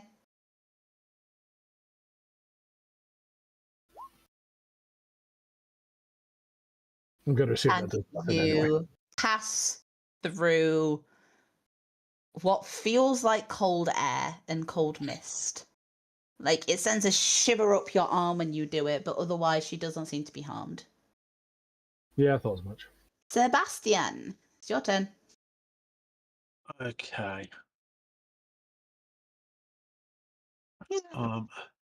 I'm gonna 5-foot step here so I can fight with my reach, which I could do anyway, but what I'm trying to do is slowly get closer to her dice, just in case that's as in the ones that with her body, not the incorporeal ghost version, because they seem important to her. But in the meantime, I'm going to attack her with this +1 glaive, which is a magical weapon. Okie dokie. Uh, Oh, both of those hit. Yeah, it's amazing what a bull's strength will do to a young vigilante. So it would be half on both of those, so it'd be so 7 and 8. So it was 15.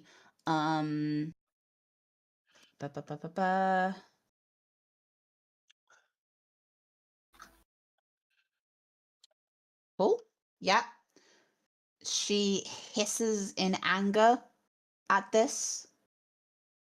Top of the round, Gideon. Wait, swift action, divine favor.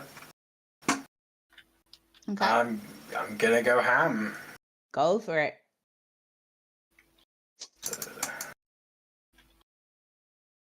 Right. Let's go. Unfortunately, That's not including flank. That matters. so the highest one is 19. Yes. Unfortunately, not. God damn it. Okay. Hello, baby. I don't know which one of you it is. Sorry, I just heard the cat. 5 foot step away from the snake dimension. As she looks and glares down at Alberic. I just need to very quickly. Okay. And she will reach out to. Oh my fucking. Me. No, just feel mean to Gideon because she reaches out to touch Albrecht, which is the one that she's angry at the most right now, and got a natural one. F's the So, straight If you up, fall asleep, you're getting the worst wet willy in your ear right now. Like, straight up, the magic of your paladinness allows you to parry her hand before she can reach out to you. And she is going to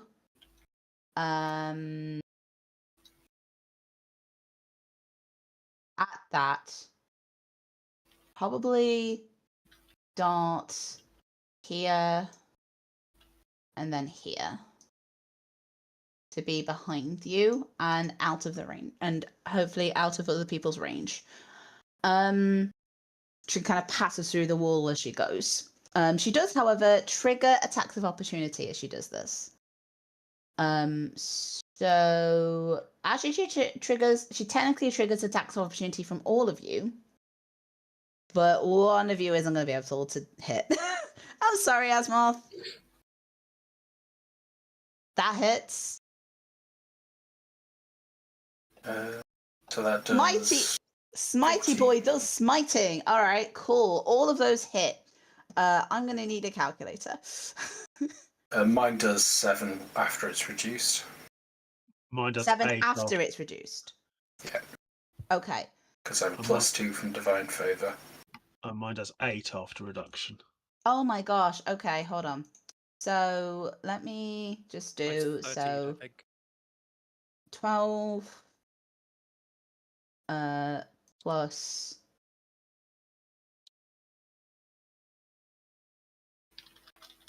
nope, this one, and then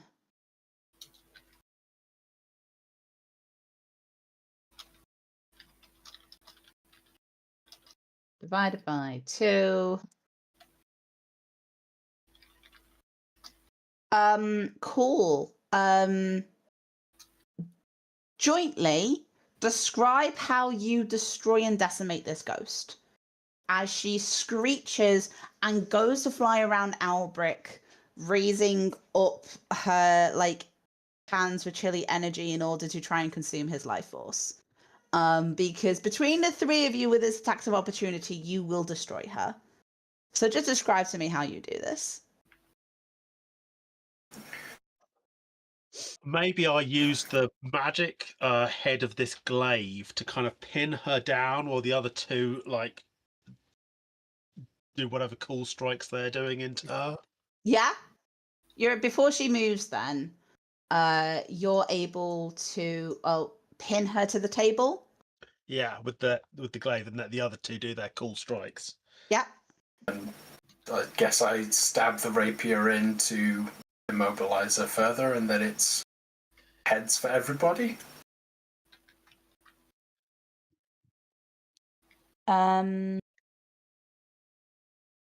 And she screeches a shrill and inhuman cry as her body dissipates and is destroyed. Oh, sorry. Her incorporeal body dissipates and is destroyed.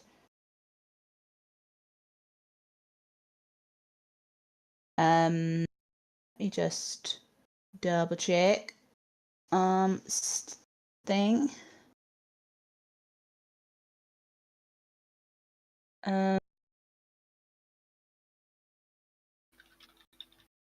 Yeah.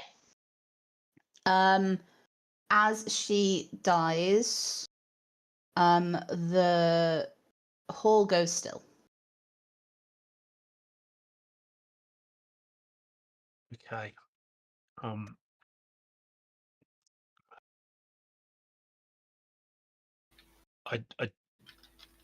I don't know how. I don't know if that's enough. I think we might need to get the body to holy ground or something. If only we had a cleric here.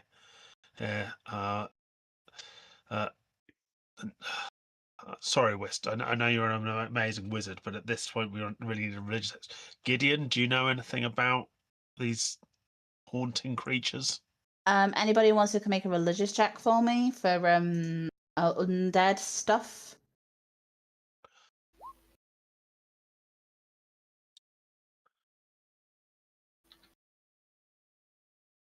Don't have the spells prepared, and my channeling of energy is better against devils than Okay. the undead. Sebastian, you know that ghosts that are destroyed in this way, as in defeated in combat and dissipated, restores within a week.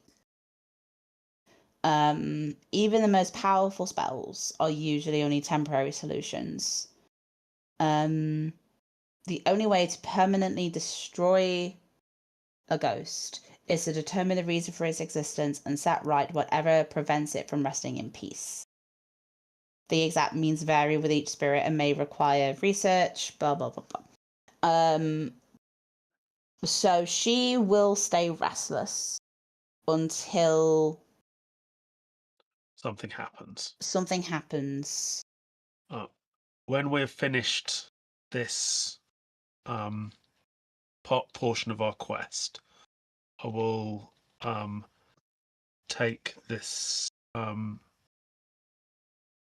poor woman's remains to the Temple of Shellin, Okay. which is one of the few active temples because of the behavior of the cult of Asmodeus, of course. Yeah. And if that's all right with you, and we will try and work on how to stop this from keeping happening. Yep. Alrighty. In the meantime, her body does have things on it. Epic loot. Epic loot. So her Don't coin mind pouch. if I take those dice. As you said, you're a follower of a gambling deity. It seems only appropriate. They are just a set of bone dice, and have no monetary value. And are also not weighted. So she has a pouch which is still intact, full of gold and platinum. There is a bejeweled silver ring. Armor which pings as magical, and a circlet that pings as magical. And there's also an incomplete deck that contains 8 cards. Deeply suspicious. Card, any card. Sounds like a deck of some things. A deck of something. A deck of 7 copies of the Oubliette card and 1 copy of the Sun card. Wasn't there also misplaced cards inside of the room we saw? Right. They look like they're from a different stack of cards. Like this is like, these are in like a half. These are bicycle branded. So maybe this is a clue to how she went. Maybe she picked a card and it wasn't a good card. Oh, all right. She doesn't seem like a dilettante. No, she may well not have been a good person, Gideon, but even the meanest person doesn't deserve to be trapped in eternal undeath. And No, it's not I'm. good for people around. You misunderstand me. I'm not making a value judgment saying that they deserve this damnation, because I don't broadly agree with that. I'm trying to ascertain who they are, since this ghost was apparently allergic to telling us its name. It's not a. It doesn't to be appear fair, to be some kind of random person. So If at the point when Sebastian said that he wanted to play, she would have said that she was Guild Mistress Lorelou. Okay, significantly. Apologies. The conversation got away from me. But yes, no, she is Guildmistress Lorelou and wanted to play a game of odds and evens. I've checked in the back of her cloak, and she's put a name tag. Apparently, she was Guildmistress Lorelou. Weird. She's put her ID is next to the deck of cards. Lamination really is everywhere. All right. But I'm just double checking. There is nothing else in this room. Aside from her. Well, now there's nothing left but her bones. I mean, taking her bones, probably, and having them buried in sanctified ground is, as you say, a good start. What I'm gonna begin with. Let me just double check if I still have a spare sack. Okay, you guys can do that.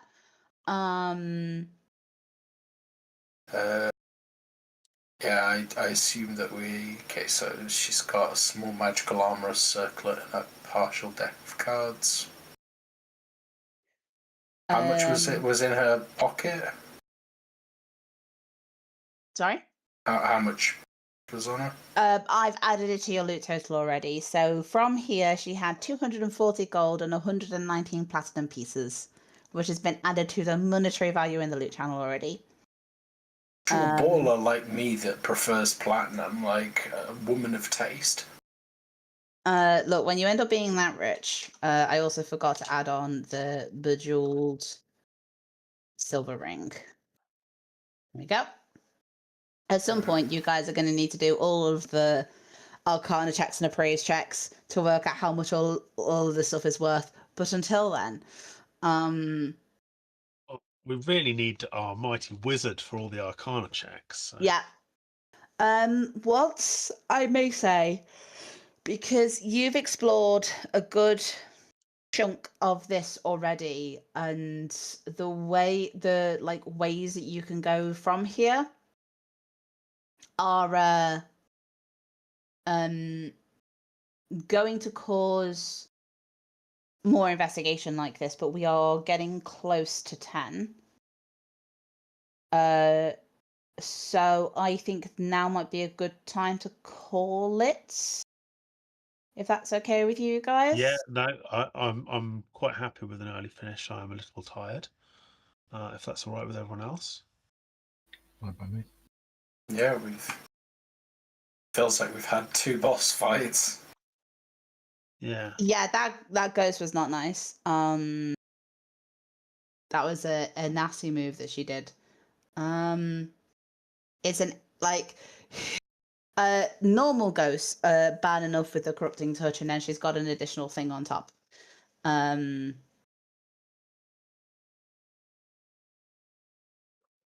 Yeah, good monster. Yeah. Nasty. But yeah, no, at that point we shall call it there. We can actually tell everybody when we're going to be playing next. Because I know, right? We never do this. But we are planning on running again in 2 weeks' time on the 24th to try to get through more of this dungeon. And find out what other secrets await. But in the meantime, look after yourselves, look after each other. If you've got any spare money, we've got the link around here somewhere to get LGBT youth a little bit more help with finding safe homes in our troubled times. And yeah, see you next time. Bye. Bye.